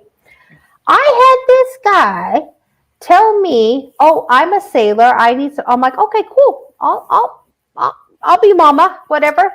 Okay, first off, he was a Navy contractor, not a sailor. And then he decided that he was going to give me crap because he's like, what do you do? How do you live your life? And I explained it to him, and he says to me, not once, not twice, but 3 times, you seem like a good Christian woman. And I said to him, God bless you, dear. I said to him, "No, actually, I'm not Christian. I consider myself agnostic, and this is why." Da da da. So he continued with the whole da da da. You're a good Christian woman, whatever. I'm like, you know what, dude, we're not jiving here. So something's going on. Something's really weird here. I don't appreciate it, right? I said, I really think like you're one of those people who's what do you call it? Imitating or telling people that you're a sailor, or you're getting all this stolen valor. That's what I'm looking at. I felt like he was that kind of person, right? And I was like, dude, so where you been? How you doing this? And I started asking him some terms that my son has taught me over the years. And he's like, oh, well, this, that, and the other. And I'm like, okay, first off, you're a weirdo and you're disgusting for stealing somebody else's valor. That you don't, if you don't serve, you don't get to say I serve. And then he kept just doing things like, well, you're a good Christian woman. You're a good Christian woman. I finally told him, you know what, dude, I'm an atheist. Please don't contact me anymore. Do you know what he told me? He goes, I know what your podcast is. I'm going to troll it every chance I got. Every chance I get, I'm going to troll your podcast. I was like, you're so not a sailor, because a sailor would not do that to somebody, a sailor's mama. You would not do that. That's just how I felt about it. Real Christian thing. That's like him. get another Christian thing to hobby. do, It's right? like, I'm going to troll your podcast. Well, Jesus, get another hobby for fuck's Honestly, sake. bring it on. Ridiculous. Does he not understand that views and comments, no matter who they're from trolls or They not, help me. it They helps help your me. algorithm. So Right? And I basically told him, I go, dude, you want to troll my site? Go ahead, troll my site. Bring it. Leave all the negative shit you want to say, because I will own you. And you haven't even seen a picture of me. I'm a sassy fucking redheaded mother who does not take shit from anybody anymore. So bring it on. You know, I try to be helpful. Deb, you hang out actively with trolls like this Ben guy. Yeah, stop Like, doing I mean, like you come I'm a on partner. streams, you know, with these trolls. I mean, know come it's on. terrible, isn't it? Jesus Christ. I like to mess with them. That's If I could point out that's the pretty irony. harsh. If I could just I like to mess if I with could just finish this thing, the whole point of what I wanted to share that story is because I've come to this revelation. I think that's the right word I want to use. Is that one of the things that kept me hanging on to Christianity for so long was the fellowship. To be able to have somebody to fellowship with, to feel somebody who's like it. I have to tell you guys, I thank you so much, because I feel like I'm fellowshipping with my true community now. And I really appreciate that, because it's made it so much easier for me to be who I am and to make my journey. But you guys are freaking awesome. And thank you for being my community. I appreciate that a whole lot. I keep telling people I am Yeah. a lucky bastard, and I have such a great group of people around me. I really You do, am. Beck. You do. It's weird, and I don't know why, but I'm glad. So I just 'Cause you're a don't good look a gift dude, horse that's in the why. mouth, and I accept it and show it love. You know, that's all I can Simple. do. Well, you talk to enough people, As and you then the have people been. that really suck, they just kind of disappear. So I know, isn't the it ones that stick great? around, you know, it's inevitable. That's awesome. I am I talked to massively somebody thankful. recently- Go ahead, Steph.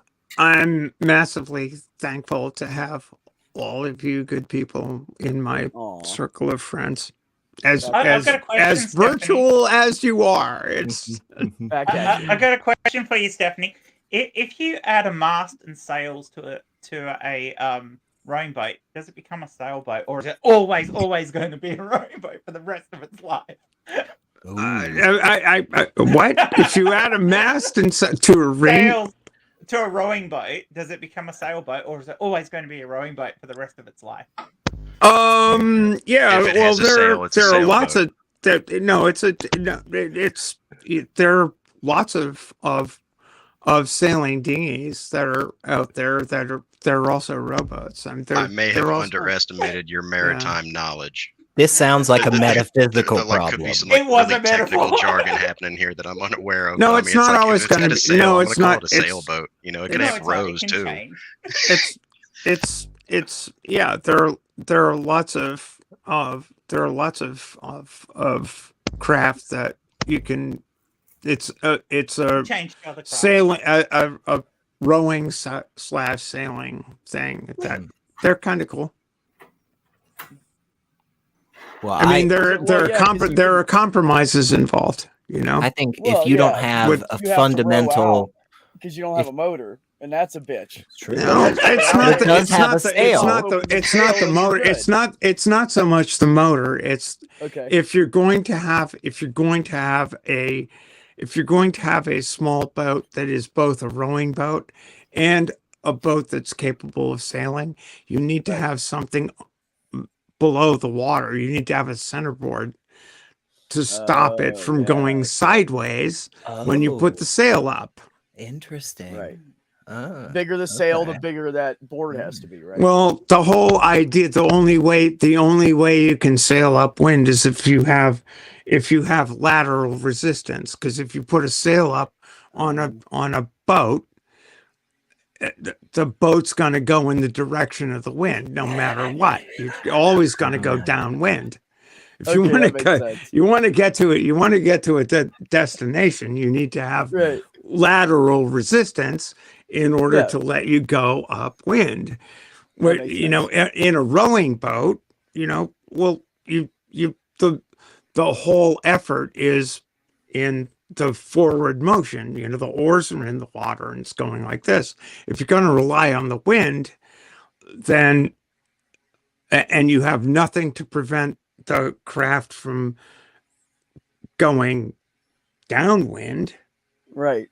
No lateral resistance. You're not going to go anywhere other than downwind. You're going to wind up at the end of the lake. I just didn't think about it until we started talking about it. I don't think anybody did. You see as though Stephanie's, maritime prowess here is tripped my which is why the whole sailing the solar wind doesn't work. But you know how science fiction. About experts talking about their field and us just feeling stupid. This is a great time for that because I feel stupid about all that. And that's the thing, like when earlier when Ben was saying there was a couple of things Ben laid out that it was like after a sentence or two I just went, oh, that clicks in my head. I don't understand it on the same level, but that makes sense. And the same thing right there when you were like, well, yeah, if you can row and there's a sail, if you don't have something kind of counterbalancing that in the water, your boat's not going to work. And I was like, oh my God, yeah, okay. Yeah, it's just, and I think that's valuable for more and more people. It doesn't speak to the quality of the sailboat. It's just that it has a sail. I mean, and again, it's just the concept. It's how does it work? It's called the ancient interface. It's called the ancient interface. The ancient interface is the center of effort in the sail plan and the center of lateral resistance in the hull.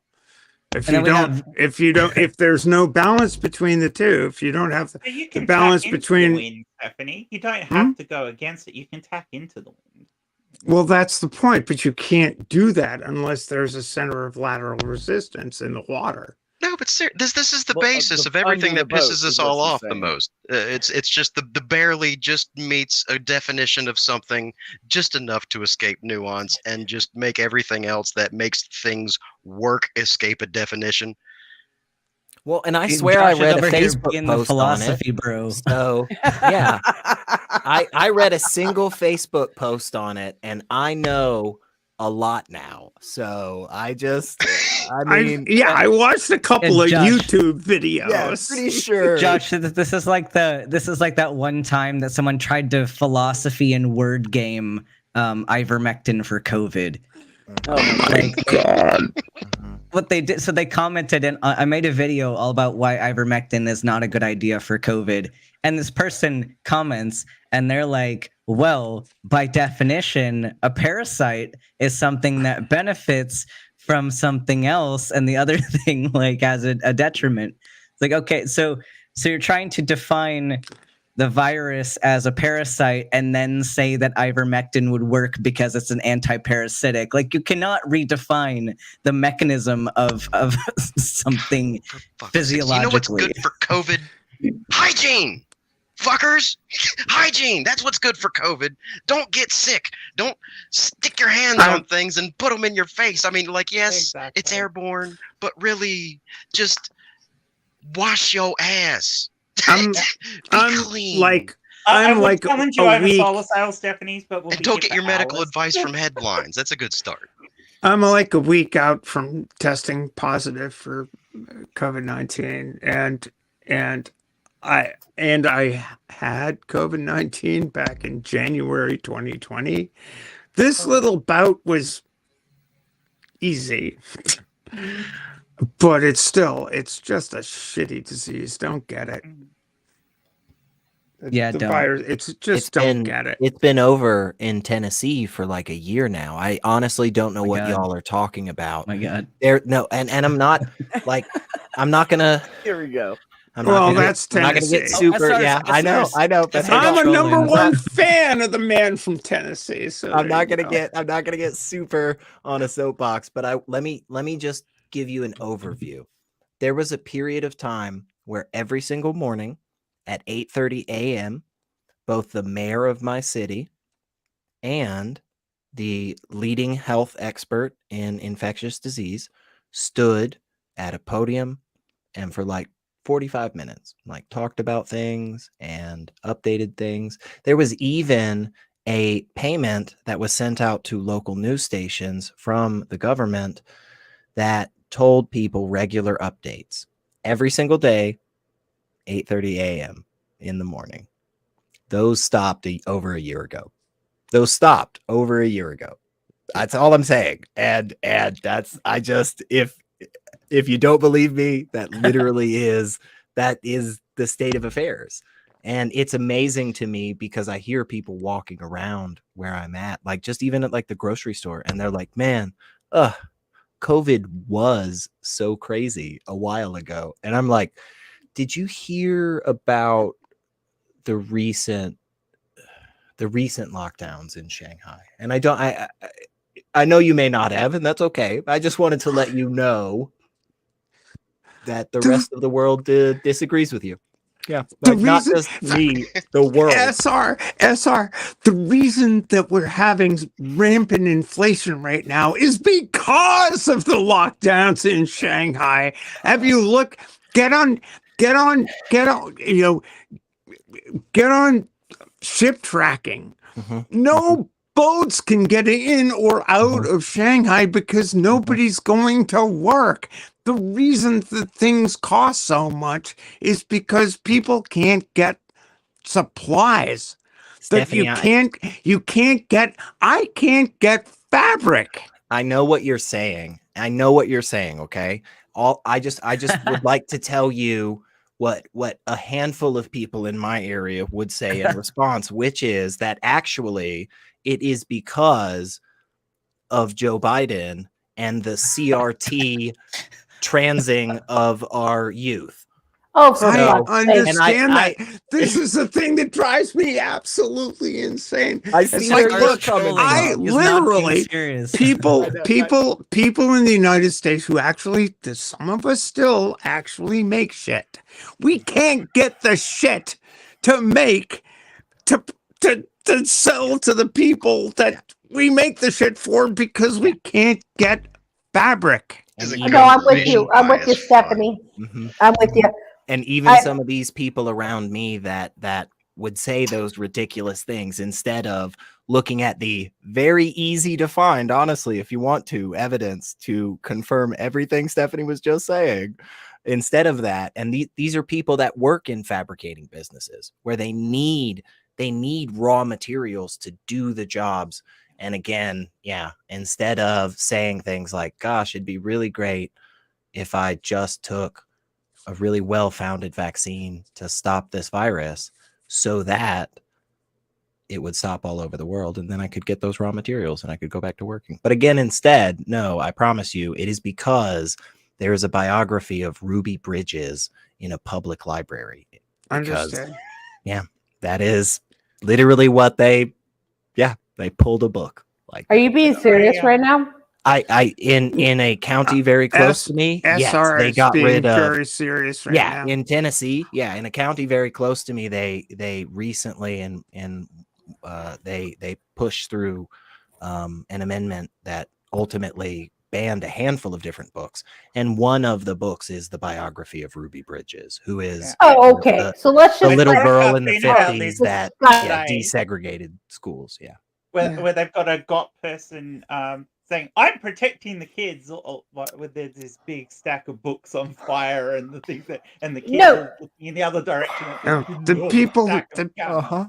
And You're it's not like, protecting the damn books kids. that you won't ban guns. What the fuck Yeah, is wrong you're with not you people? protecting the kids. You're actually making it so you can indoctrinate them into whatever Exactly. fucked up thought process you have, because you're refusing to allow your children to be free Control the thinkers and education. form their own opinions. You're actually falsifying the teaching of history. Right. You're Right. literally Right. You're literally talking newspeak. And isn't that amazing? You're enforcing that you want to know how come we can't get a hold of manufactured of woven goods, because we sent the manufacturer of woven goods To another offshore. country. Yep. Do you want to know why we did that? Because we couldn't because the owners of the fucking mills first sent the weaving from Maine to South Carolina because it was cheaper there. It wasn't cheap enough, so we sent it to Mexico, and it wasn't cheap enough, so we sent it to Vietnam, and it wasn't cheap enough because we couldn't find women who'd do it. I mean, if you want to really get deep into the whole drill, is like, how come the needle trades are so underpaid? Who did the needle trades? Who made your fabric? Who makes your t-shirts? Yeah. Think about it. It's China. not men. Yeah. You can't I'm buy a surprised ribbon that in most of us America are that's not from China. Severely disconnected. It's true. Everything. Hey, Ben. I think Hey, Ben, show everybody your nuts again. Those are nice nuts. they are very good-looking nuts. Thank You know you, what's sir. funny? I had You an need to make ad. sure you cup them. I got an ad for Very nice salty. nuts Squirrel from brand. Walgreens because we were talking about it. You got a nice big nut sack from Walgreens. Well, yeah, is what you're 'cause saying, on the Steve. on the Is that what bag I it heard? says Super nice nuts, because it says nice right up there. Yeah. nice. That They is can't lie in hysterical. advertising. That's not. Oh God, no! That's just not allowed. Yeah, I that's the also one thing. needed more kava for this conversation, so here we go. I can So share you're- some. Do you Came here dip your for my nuts kava. in the kava? Do you dip your nuts in the kava? Is that Get how you? I'm not gonna ruin the nuts that way. No, the Okay. nuts are more of a side dish. Ah. 'Cause we all know how lovely kava tastes. Yeah. So, They don't choke on what do it. you It's a guys? supporting flavor. What do you guys think about this whole? Okay, it's a kind of a tricky subject, but I'm thinking, like, what do you think about the cancer culture that's going on in the U.S. right now? Like, we're going to take down any and all things that offend us and believe like it didn't happen. Do you think that that's going to doom us to repeat those errors in the future? Perhaps. What do you mean by Yeah, cancel? but I mean, What do you mean by cancel culture? exactly. I mean, like, people say, what was the latest one I heard? They are taking down statues that were made to generals like Robert E. Lee, who fought in the Civil War, but he fought on the wrong side, according to them, and he was pro-slavery. So they took down his statue so that we don't glorify it anymore. But how do you say that? Because Go ahead. history is written by the victors. There's a difference between taking down emblems that glorify human oppression and ceasing to teach that About that human Yeah. oppression occurred. But don't you So think that that's going to lead to so that? you are not canceling Robert E. Lee and I forget the name of his horse, the horse he rode in on or rode out on. You're not canceling Robert E. Lee by taking down his statue any more than you're canceling Adolf Hitler by taking down his monuments to his greatness. But do you not think that What- it leads us down a dangerous road where things like such as banning books are going to become a thing? Where You're like not banning books. You're not. Nobody's I ever didn't say that. banned. I just said Everything Nobody's can be a ever banned dangerous Mein path Kampf. if you allow it. Yeah. What And this is I the agree with you. I buckshot agree with you. of the voice of the people. The government and everything is not solely dictating what we hear and what we should be hearing about and what we find to be acceptable. The people are speaking back and they're reaching out, and it's getting ridiculous, and it will, because, well, we're handing power to the people back, at least in our voice increments, and the stupid people are speaking too. You have to remember that. Well, I mean, You're not. it's like You're not. a You're not pressure canceling. release. You're not canceling anything by There's so taking much down bullshit emblems. out there, And I think there's visions of oppression, representations of oppression, and shit from the history that we kind of buried and glorified. No, this was bullshit, and it's going haywire right now because we're getting that voice. I agree. Let me say something to what Deborah said. I have been saying since the beginning of this whole thing of removing statues, which I absolutely agree with. We should not glorify horrible people. It's bullshit. I This is agree. not Russia. Fuck that. But I don't think they should be gotten rid of. I think they should be put in a walled area in each place where they originally were, with a warning on the outside of what it is in there, so people that don't want to see it don't have to. But you can still take your children in there and have the fucking truth. Those who forget Well, the I think- history are doomed to Isn't the repeat. case that most of these That's statues, my- not that's what I all of them, thought. but most of them were put into museums instead of being in outside displays? Isn't that what they did in most cases? Shift them into museums instead. I know that wasn't always the case, because in some cases where instead of done by public by public pressure, instead of done by public pressure, it was done by public protest, where they in the UK, I know a few statues were tipped into canals. So I know that happened. But in general, if it's done proper, I object to that. Don't destroy artwork. I don't care whose artwork it is. Don't destroy it. If Hitler, and he did paint paintings, don't burn a painting of Hitler's. That's fucked up. Don't destroy artwork. But no, use it as a lesson. You don't burn it. Yeah, I have no objection to you shifting it from the most public, prominent position, because this is somebody we're not particularly proud of, to somewhere else where you can still learn about this person and why we shouldn't be proud of them. Well, but destroying them, I disagree with. Yeah. Well, that's the whole point of what I brought up, is that I think that by destroying it, and it's going to lead to a whole point where we're not talking about, we're not going to learn from we have to learn about the atrocious things that people have done in their lives, so that we are not doomed to repeat that mistake in the future. Yeah. You know, humans tend to erect monuments to people that they find monumental. Personally, I do not find Robert E. Lee to be a monumental person. You personally do not, and I have to agree with you. I do, because he was not As a a good matter person. of fact, I find him to be a traitorous son of a bitch that enslaved human beings. And beyond that, I don't think there should be monuments to anyone who literally owned people. Yeah. I don't think there should I'm be not arguing that monuments, with you. and I don't think there should be a monument to George Surely Washington. somebody's got something good to say about the guy, but I mean, I don't Well, think yeah. Can I just real quick? I agree with you. We'll do it again. Whoa! Everybody, stop! Quit doing that shit. Take turns. Be respectful. IQ Jen, was go first, ahead, and because then you were Jen. talking longer. I'm going to give it to you this time. Jen, go ahead. Okay, I was just going to say, if you're going to say you can't have any monument to anybody who's ever slavery, then, and I think we should, you should restore Mount Rushmore to its original glory and get rid of all the faces of the presidents, because almost every single one of them had slaves. Mm-hmm. So, agreed. Let's restore Mount Rushmore for a start. But I mean, the reality of that is these things were made in a time when people's attitudes were different, and there's still a cultural part of American history. And I'm not American, so I can give a shit, really. But they're still part of your cultural history. I don't agree with destroying them, shifting them. Yeah, but you can't shift Mount Rushmore.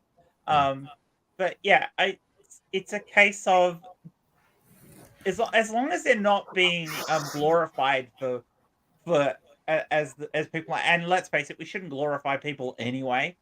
But as long as they're not being glorified, I don't see a problem. As long as people are being taught the true history, what I object to is things That's like the in key. Texas, where they're rewriting the fucking history books to try and make it look different to how it actually Oh, was. hell no.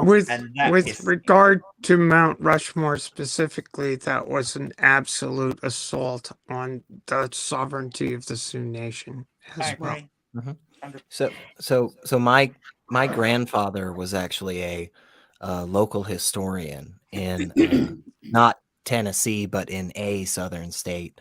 I keep a little bit of things private, but to the point that, and I mean for a very long time, to the point that he was ultimately the person that was asked to give names for local government buildings that were being built in the area. They came to him and they said, who is a prominent figure of this area that we should name the next government building after? And I think at the time that he died a few years ago, there were about 9 different buildings that they used people from his list. But he wrote many books about local history and so forth. So I am very Southern. I do very much love that. And believe me, I am not going to stand here and tell you about Southern pride and the South to rise again. None of that shit. But I want to say, as somebody that has a direct lineage that was split by the Civil War, my connection to a lot of this discussion is very interesting. And it's funny to me when people are worried about history being lost because a statue gets taken down. In Nashville, where I live now, there's there used to be, it got taken down finally because the person died, but there used to be a very prominent statue of Nathan Bedford Forrest right by a very prominent highway. Now, that was not public.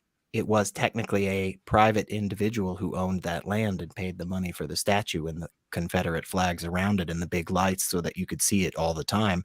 He did not pay for a better artist, though, apparently, because it looked like shit.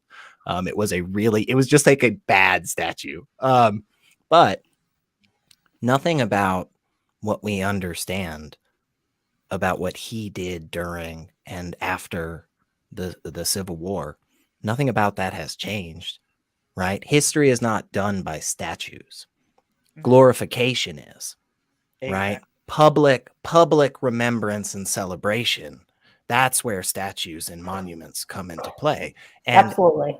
on a social level, while I may push a little bit harder and I may even be somebody that says, hey, I'm upset personally with you having this on your private house. Like, let's say you hang a particular disgusting, hateful flag on your front porch. I think that's wrong.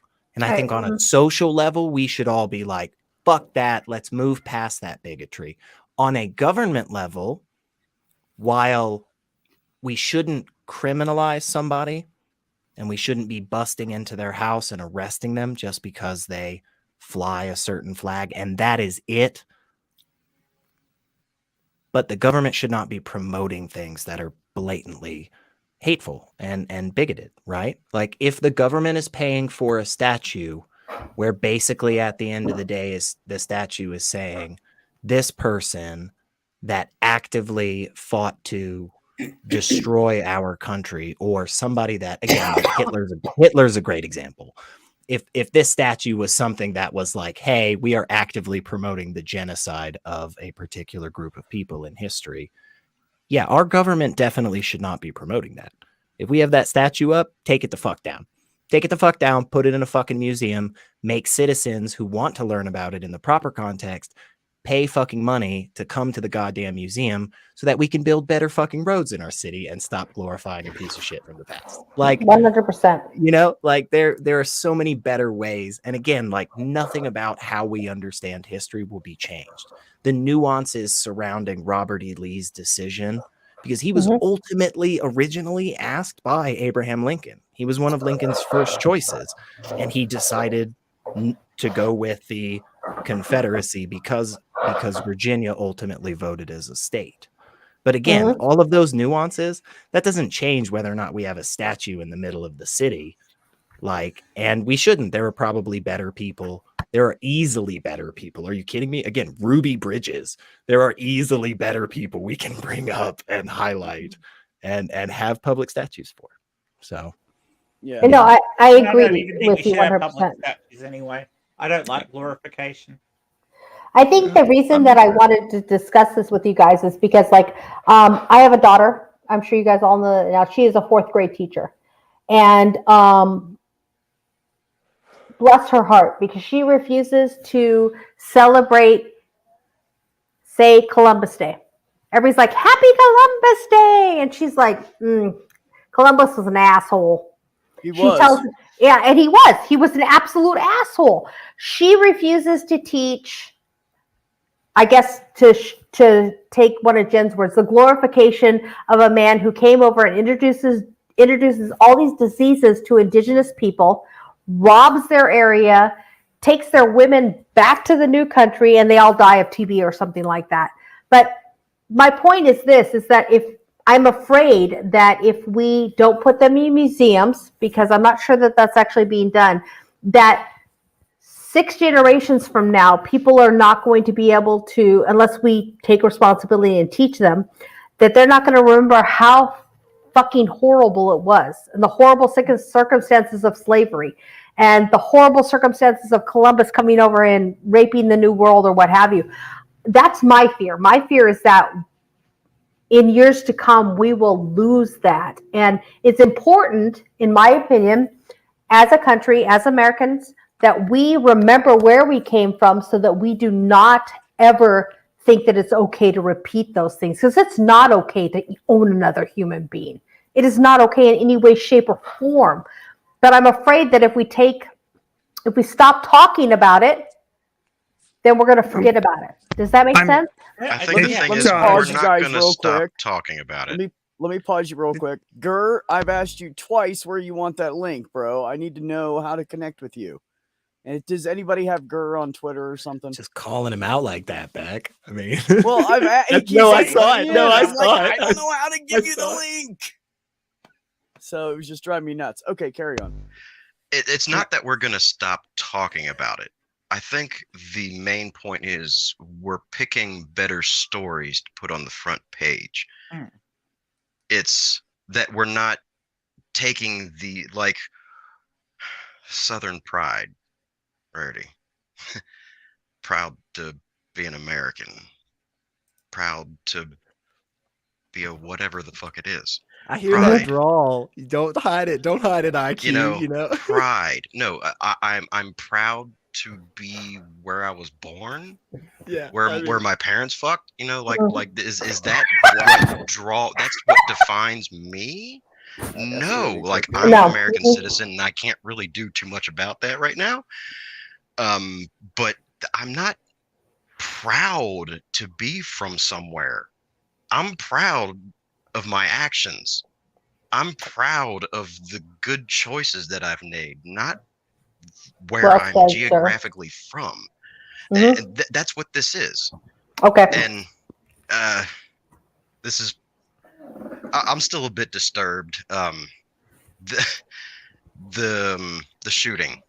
That one of the many that just happened, I guess you could say, the one that was in Buffalo. This asshole was wearing a body cam. Texas. This asshole was wearing a body cam. It's a daily basis. It was the grocery store one in Buffalo, and he had targeted elderly black people. And I won't get into too much description, but I saw his body cam video. I don't recommend it. It was fucked up. And the first thing you can think about is, man, video games are getting graphic. I'm not going down that route. Trust me, that's not where I'm going with this. But it's just like, it's so surreal, and it's sobering to see shit like that happening. And one thing I guess I can describe from that is that from all the people that he was picking, and this guy was a fucking marksman, 3 headshots before somebody hits in ground, like type skilled marksman. So glad comes that's up on a white guy, some and he's like, and he's like, And guy says, sorry, and moves on. This is fucking disgusting. The families involved in shit like that for senseless action, and it was racially motivated. So And when I say part of we're the- picking better stories, we're picking better memes to hand to our children. We're picking better battles that the shit that we're memes that passing we down to handed people. to our children are those fucking statues that inspired that son of a bitch to do But that. we're taking them down. And now to answer your original question, is this going to lead us down a path? No, this is the path we've needed to go down for a long fucking time. Are you fucking kidding me? To take down the statues? I'm out. To take down the statues? No, I am agreeing with you, IO, because IQ. I'm sorry. It's not canceling. Yeah, we things. need to take down the statues Yes. and everything they fucking represent. Yeah, All right, Stephanie, did that's what I IQ misrepresent is saying. myself? That's what I'm trying to Yeah, say yeah. here. I don't know Yeah. where We're you both saying lost the me, same but shit. I'm with IQ you is on that. that level. Yeah, That's he's what I'm saying talking Okay. about. Like, it's Okay. not a problem. I did step That's away the for a path moment. that we've Yeah. needed to be for a long fucking time now. We've been telling the wrong stories. We've been glorifying people like Robert E. Lee for heroic battles because it's a patriarchal society and everybody wants to I be a agree. badass, and John Wayne, and that shit is getting stale. It's getting old, and people aren't really falling for it en masse anymore, though it is getting passed down from generation to generation. It's failing. People are falling And we're starting for to it rip en this shit masse. down, and we're starting to rip it apart from society. And it's every beautiful fucking person in the stream right now that I've seen do the work. Get out, speak up. Yeah. Speak up. That's all you got to do is just something. I'm really tired of it. You know, it's like I am really fucking tired. I am really tired. Yeah. We fought through the 50s. We fought through the 60s. We managed to get Brown versus Board through when I was 1 year old. We managed to get Roe done when I was 18 or 17. It's like, and y'all just basically said, okay, boomer. No.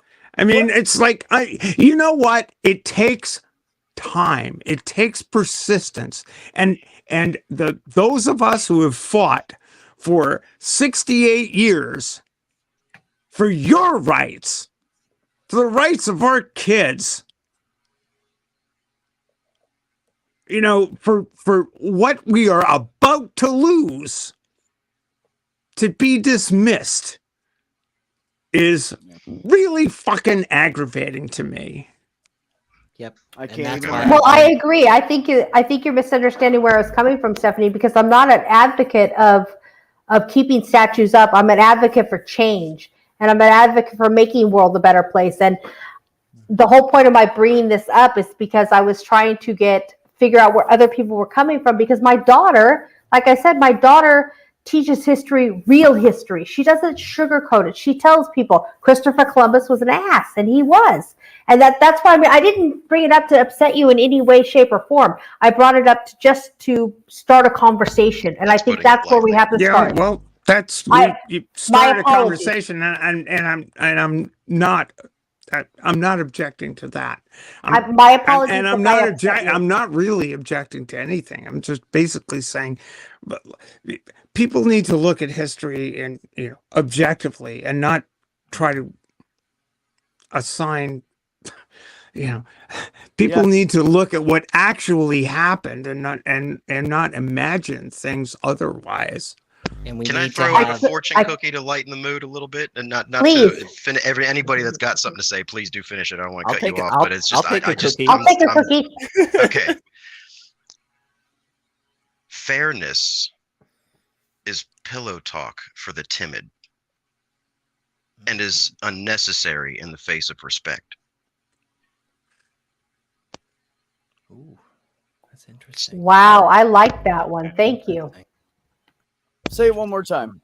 Fairness is pillow talk for the timid, is and unnecessary in the face of respect. is unnecessary in the face of respect. What the hell does that mean? So When people are, yeah, go ahead. So, Go ahead. so just on the last part, because I think the last part is really important. The fairness is unnecessary Fair enough, in the Jenny. face of respect.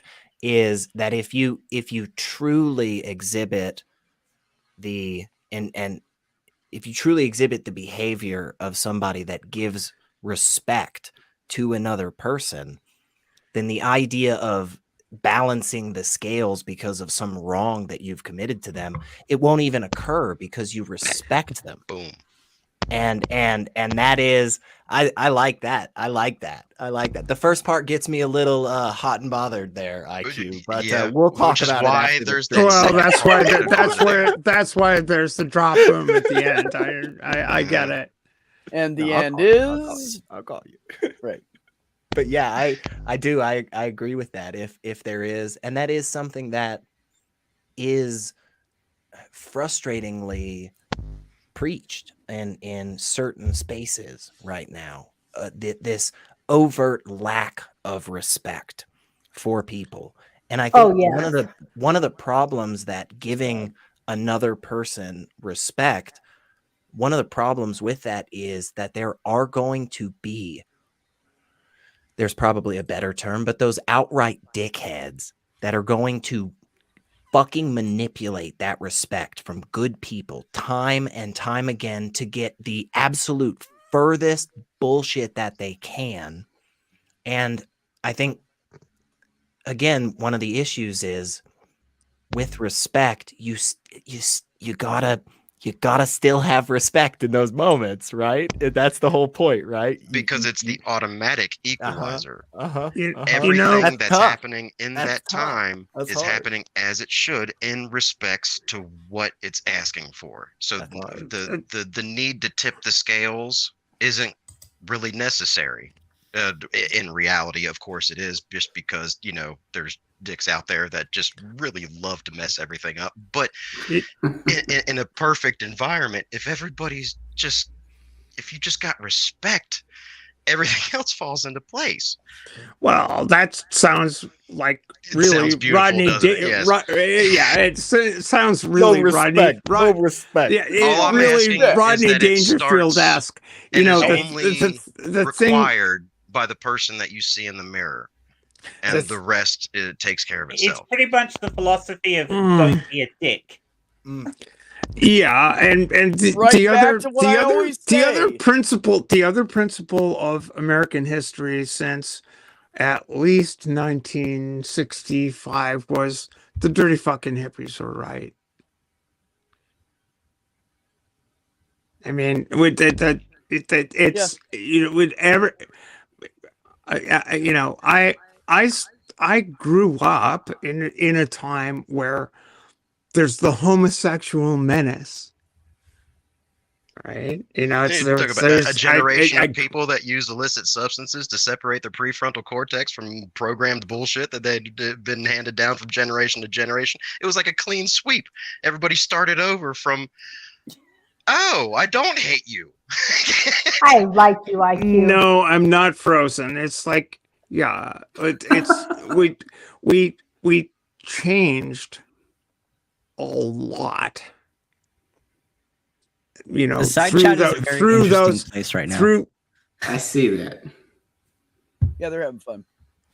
Through those 25 years, from I'd say 54 to 80, we changed a lot. Society changed a lot. A lot happened that laid the groundwork for the eventual recognition of gay marriage and all sorts of things changed. I mean, you go back to 1953 and think of where the law was in this country. Yeah, no thanks. It's a vastly different country than it was. And you need to think that the program at the moment is to bring it back to that. And if you Right. don't know what that was like, you've no idea how much you will lose. And Stephanie's not exaggerating. They've outright said it with a microphone and a stage that they paid for. They've stood up there and said to a crowd of people that they advertised for weeks. They have said this and worse. Like somebody in my state was talking about how we need to override the rule of law, the Constitution, because it's not fucking godly enough. Like, What the fuck? yeah, that's again, like this is I love that there is more of a multitude of voices when it comes to the non-fundamental, non-conservative, non-religious side. There's more of a multitude of voices, and I love that. That's one of the things that I think is so valuable about those viewpoints in society. But what is so frustrating when it comes to getting shit done, especially through a legal process where it's like, all right, so you have to fill out 10 of these pages. It's like, okay, great. Then you go, okay, now we got to stamp them real quick, but the person's not going to be here till tomorrow. So come back at 3 p.m. We'll get them stamped then. Then you do that. Then you have to send fucking money in a mail and you have to do all when it comes to that shit, the fucking fundamentalists are the ones that are organized in that. And that's what's frustrating. How many prayers can you stockpile on deaf ears before you start thinking that there's something wrong? We're here right now because of that shit. And other people, I mean, confirmation bias is a bitch. But we're coming out of it. It's because we're normalizing it. We're talking about it. We're just like somebody sneezes and I say curse you and they fucking look at me weird. I'm like, don't worry, I'm an atheist. Like my blessings don't work either. Yeah. But I joke about it with them like that, and it's just like they just got informed that I don't believe in your God, and I get a smile out of that. It's taking something that's usually negative, giving you some good information and putting it's all about your attitude and how you word it. It's not what you're saying, it's how you say it to people. You gotta know how to fucking talk to people. It's not about God. This is not about God. This has nothing to do with religion. I mean, it does tangentially. I agree with that. I'm here to fucking house people on their behavior. I don't argue about God much. I will, and I can, but it's on both sides of the fence. People are being dicks. People don't know how to talk to each other, and hopefully I can help that. Well, with perspective, I'm nobody special. I'm no PhD. I'm no fucking professional in anything other than being myself. But I think I can help other people be themselves, and I think neither am I. I'm a simple sailmaker. Right? That's not the thing. But I'm as special as I am insignificant. The only way to help is to tithe to the Church of Bob, and you can do that by going to patreon.com/studentdrben. Hail Bob. Nicely done, Ben. Nicely done. No, actually, praise Bob. Praise Bob. It's praise Bob. Yeah, praise Bob. Visit us. Praise be to Bob. Praise to Bob. And Joe that Pesci's link, once listening again, to this shit people right now. wanted We're all dead. It is patreon.com/studentdrben, and you can tithe every single month, and Bob will bless you. Just had to throw that out there. Also, if you have any complaints about the Church of Bob, you can send your complaints to the complaints department, which is run by Secular Rarity. But just know we are understaffed, and SR only works part-time in the complaints department. So you must call. You can email your complaints to the YouTube Office of Pedantry. I thought that. When did you replace Helen Waite? So Helen, okay, so I don't think the term replacement is right. I think right sizing is the better terminology for this office management, Stephanie. But so your complaints need to be submitted between 8 and 5 on Mondays through Fridays. and just know that you're going to be on hold for about 2 hours, and then you're going to get a robot that tells you that no one's in the office, but they really prioritize your call and they really care. Helen was just Your churning. call matters to us. Your call Helen matters was to just us. churning through the complaints much faster than Yeah, was. but we couldn't.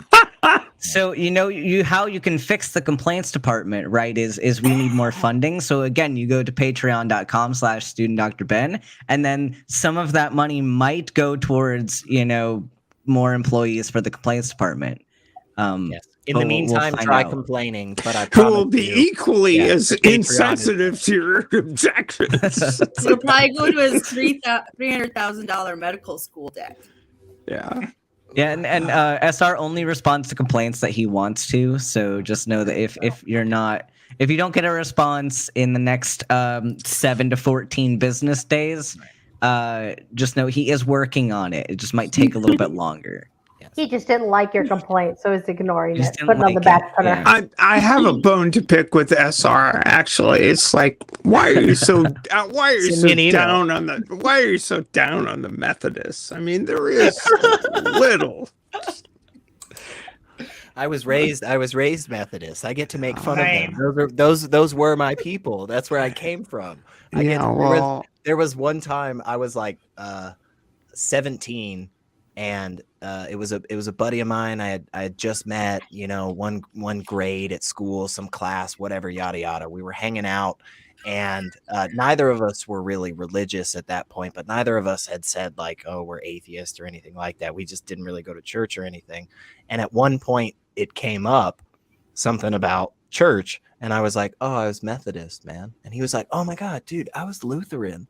And I was like, oh, that's kind of cool. And he goes, dude, we actually had sermons about how shitty Methodists were. And I was like, no way. We did, No way, actually. really?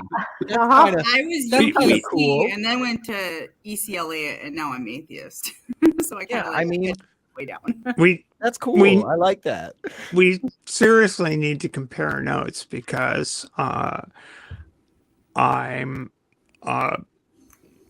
my dad, my brother, my brother-in-law, my nephew, my niece, my grandfather,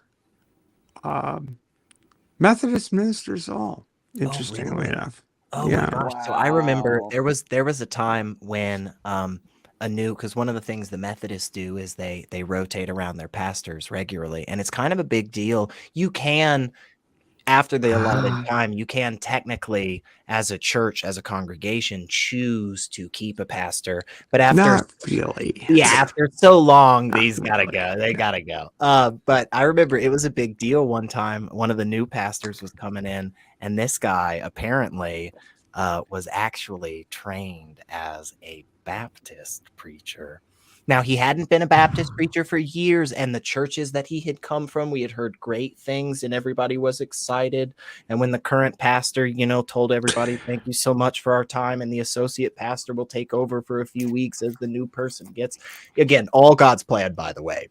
But anyway, of course, I remember nothing political about it at all. That was a big deal. That was a big deal. This guy preached like a Baptist. He didn't preach like a Methodist. He preached like a Baptist. So it was fun. But again, it was really kind of just luck of the draw, because if I went to the church, if my family had gone to the church 2 streets down, I grew up near Greg Locke's church.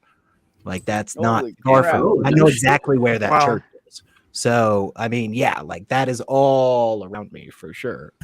So it just so happened that the church that I was in was a flavor that was like, it may technically be against the Bible to be gay, but we're not really going to care that much. Did you tithe? The plate came around? Did you drop some coins in the bucket? That's the big question. Yeah. Did you tithe? Well, it is really it is really odd to grow up in, as in the trade, shall we say. It is very, very interesting to grow up in that thing. I mean, the particular strain of Methodism was the Church of the Social Gospel, which is that's a strain of Wesleyanism that is can be beneficial depending on, if in other words, if you're my nephew and you're speaking to your congregation in upstate New York and teaching them that their aunt is not an abomination to God, I kind of think that's okay in some strange respect.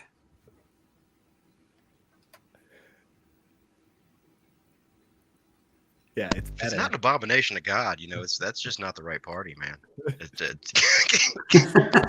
They're not taking their Bibles seriously enough. Agreed. That's one of my biggest problems. If all of these religious people would take their atrocious ideologies seriously, I think the vast majority of them would wake up one day and just go, oh my gosh, this is terrible. But they won't. It's not going to happen Yeah. overnight. It's Yeah, the for sure. problem. For sure. The problem is, would you prefer to have my nephew preach that I am an abomination to God, or would you prefer to have him? Would you prefer to have him have an open and welcoming congregation? Exactly. I mean, it's like, I don't understand. I really do not understand the utility. We experience a similar phenomenon here in America with the police officers towards the end of the month and traffic tickets, where they are forced to meet a quota of certain wrongdoings. So they scramble, and of course, everybody's speeding, so it's not hard for them just to pick a couple people off, and they got their job done. But it's just that it's pressure. I'm sorry, my man, but if you're on I'm sorry, my man, but if you're at the tip of the spear, I would rather have someone preaching to a congregation in upstate New York, the generally conservative area, that gay and trans people are actually human beings, than worry about being a pure atheist. It's not the same goddamn thing as talking. It's not the same fucking thing. No, listen, dude. It's not the same fucking thing as. Okay, hold on. Mellow. It's not the same thing. I'm not saying IQ. it is. I'm not saying it is. Why are you jumping on me here? I'm jumping on you because you made that equivalence. How did I make that equivalence? Seriously. I'm not saying it's not the same thing. I'm just saying that when somebody is pressured into finding a certain amount of wrongdoing, that's somewhat of the same thing that we're experiencing with Christianity. I guess you could call it like a swan song, with there's so much fundamentalism that's exploding right now, because it's like they're getting at the end of the month and they need to get out and grab as much as they can, and everybody's kind of going haywire. I wasn't making any comments to what you're talking about there. Stephanie, if I may. What I'm saying is, would you prefer that my nephew preached that his aunt was an abomination to God? I don't want anybody's humanity taken from them. Anybody's humanity taken from them. Would you prefer me to denounce my nephew for preaching that to his congregation, that people like me are human? I don't want you to have to give anybody up in your life for being your. Well, why would you say that I would have to give my nephew up when he is actually teaching people who are ignorant? Like, for example, student Dr. Ben trying to communicate with people Fine. who don't understand medical conditions.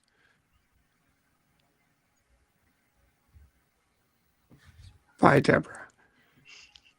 People who don't understand medical conditions. Teaching people to be kind to their neighbors.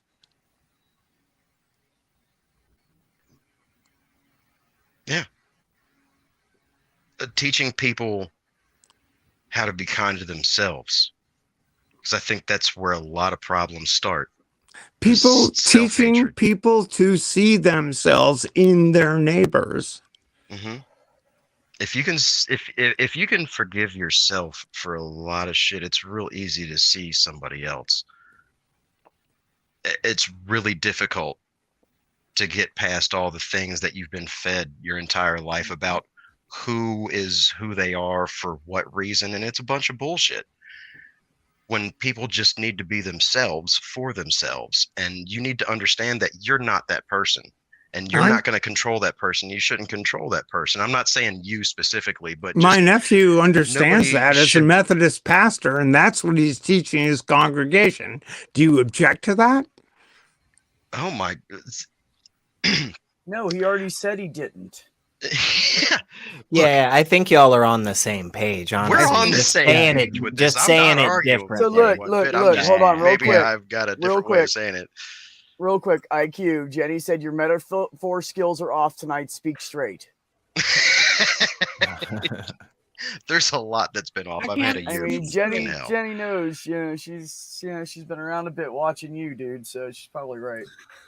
Yeah, No, we I love think we she's love right. you, IQ. You IQ guys are is in saying the is same in thing, but you're saying it so metaphorically that it's fucking up the whole thing. Is what we're IQ saying. And I think, is in that's not going to be the last philosophy time that happens. Like IQ is in philosophy land, and not a lot of people are comfortable in this area. I know SR is also over there in philosophy land, and sometimes the common folk don't understand.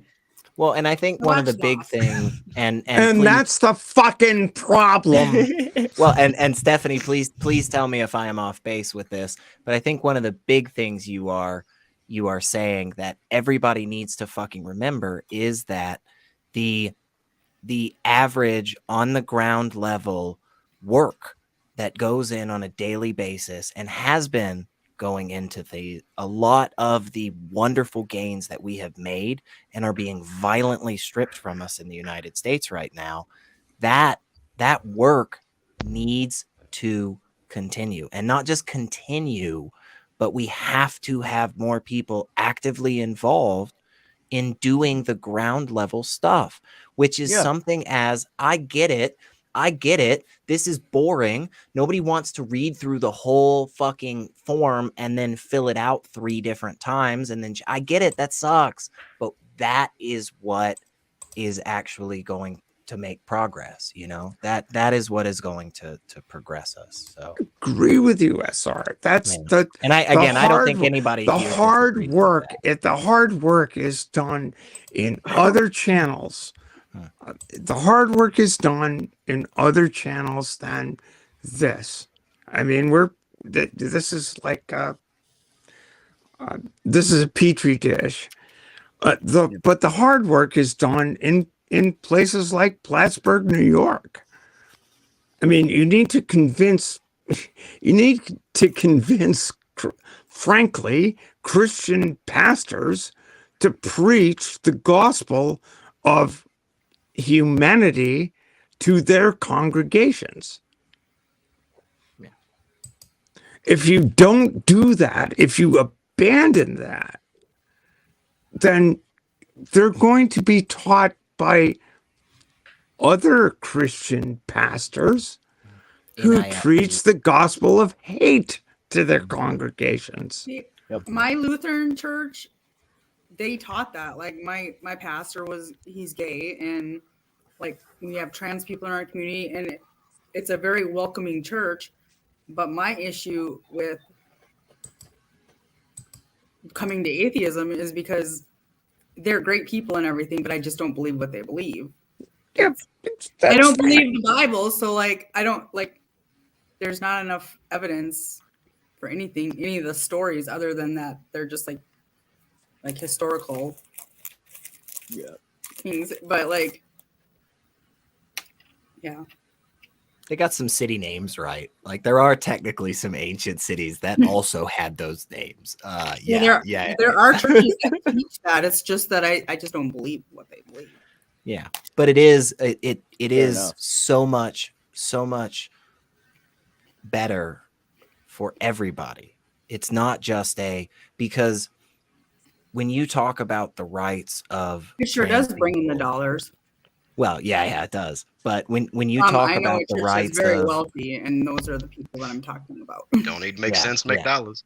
when we're seeing the rights of minority groups stripped away, and it doesn't matter what that group is, that affects every single one of us, because the whole point of rights are that they're for all of us equally. Actually, Mike Osterholm And goes to my church.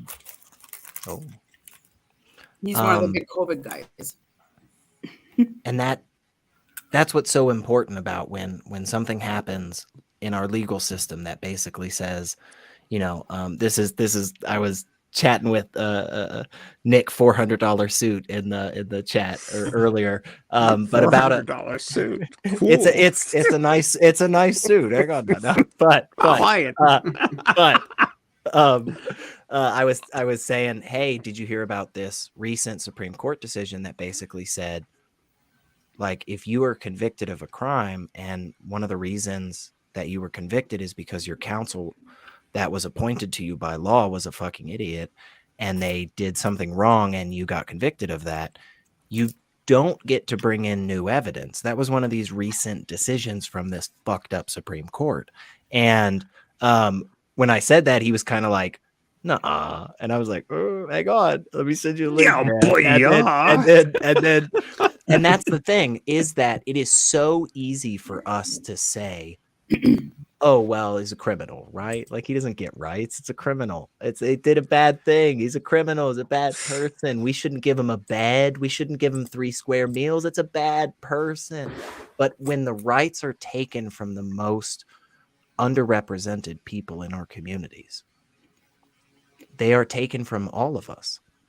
And if we don't fight for that, and we don't go through the daily letter writing campaigns, and we don't go through the calling our senators and the voting in fucking elections, we lose them. And if you're not saying from your pulpit that Jesus was a criminal, you're losing that moral compass. And we gotta. I mean, that's what you need to understand. The reason that civil rights were achieved in this country was because that was the message of the Reverend Dr. Martin Luther King. Yeah, Jesus was a criminal. Go out in the streets and be a criminal for justice. Yeah, if there's somebody out there that There's may disagree power with there. us on There's the power atheism, God, deity, we can have all those wonderful discussions. And again, like Ben said, like, hey, I love that stuff. Believe me, I'll sit around talking about non-cognitivism for 14 hours if somebody wants. You and to. IQ need to sit down and have a chat. It almost seems like, you could convince somebody that, God wants you to, like burn somebody alive or something. But if there is somebody out there that is saying and is preaching a message that says, Lord Xenu, this spirit alien thing, wants you to actively protest in the streets for the fact that you are now a criminal if you go get an abortion after 6 weeks. I'm on the side of like, hey, you know what? I mean, I'm not with this whole Xenu thing. I'm not gonna hold the rods myself, but I'm glad you're preaching that, and I want to support that. OBGYNs are in my church, and that's what they teach. Well, and it's a hard line to decide, like, where do you? But I have friends in my area that are the type of people who are advocating for voting rights based on Jesus Christ. And if you're going to stand with me and say you shouldn't be considered a criminal just because you're living your life as what is correct and right. You want to live with a man, you want to live with a woman. I don't care who you love, but you're going to stand with me on that, and you're going to say, hey, Jesus preached this. Now I'll disagree with you there technically, but we're voting for the same thing, and I'm going to fucking harp Yeah, on I that. get that. Fucking A. Sorry, absolutely. I don't care. In a lot of ways, I actually do. I do care what you believe, but I care more about what your belief leads you to do. If your belief leads you to despise people and think that they're less than, I think your belief is fucked up. Beliefs are conceptual. It's how it affects your behavior. Of course. But it's how your beliefs affect your behavior that matters in this world. I mean, if you want to think that I'm condemned to hell because of who I am, fine. I'm down with that. But if in this world you want to make my life a misery and take active steps to make that so, then God damn it, I'm gonna go after you with everything I've got. I also disagree with the people charging their crystals in the moonlight, but if that's as far as you go, like you are not high on my priority list. Yeah, you're not high on my list. Well, go. You go. You go ahead and sit in that moonlight and talk to I've your encountered people that deity. do that understand 100% that it's not doing anything mystical, but it's like almost associated to putting a stocking out at Christmas. It's just like part of tradition, and it's something that it's almost like a hobby to them, and they call it witchcraft. They call it spells, and they do all the weird, unnecessary shit. But they're like, no, it's not really fucking doing anything. I just like doing it. Like there's people out there like that too. It's refreshing almost, just because it puts a new take on tradition versus belief. Hey, hold on. The Himalayan salt dildo is not a hobby. This is my lifestyle. I have tried the Himalayan salt really is still pink dildo, on and the it inside, is the bomb. Himalayan salt dildo. This is my. It's not only a cult; it's also an MLM. Yeah, it's also see the pain. But you're upfront pain about is it. not. The pain means it's working. You're getting rid of the toxins. Right. It's the bomb. Just like the heated jade egg. Mhm. Oh Yeah. my god, Gwyneth Paltrow. Holy Jesus. I'm gonna sell the Himalayan salt dildo for like $100. Oh my god. Oh, you should. Absolutely. I think you should escalate the price. It's like, Yeah, like $1,000. Yeah, That there sounds you go. more right. Yeah. way better.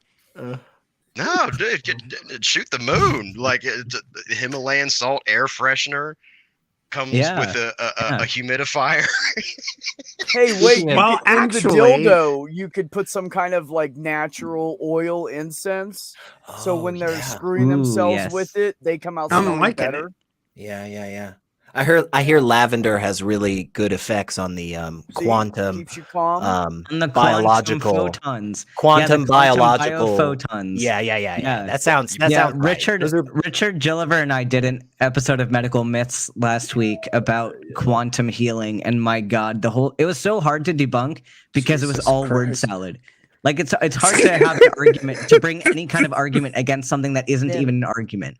Ben, how are you in 3 years? And see, and I think there's a problem. You're with big science, big medicine, and that's why they don't teach you as an average human being to be able to literally manipulate the atoms in your body. That's why you don't know how to. You don't know how to do stuff like it's like. Do people really understand so little? When you say something like when you just say the fucking word quantum, it's not like magic. It doesn't change everything that you say before and afterwards. Like quantum still has a really, really specific definition. And it's like really complicated. I and- argue it is magic, not Well, like real magic. But what is magic? People the don't closest thing to understand. magic. Is the unknown, right? It's tricking somebody.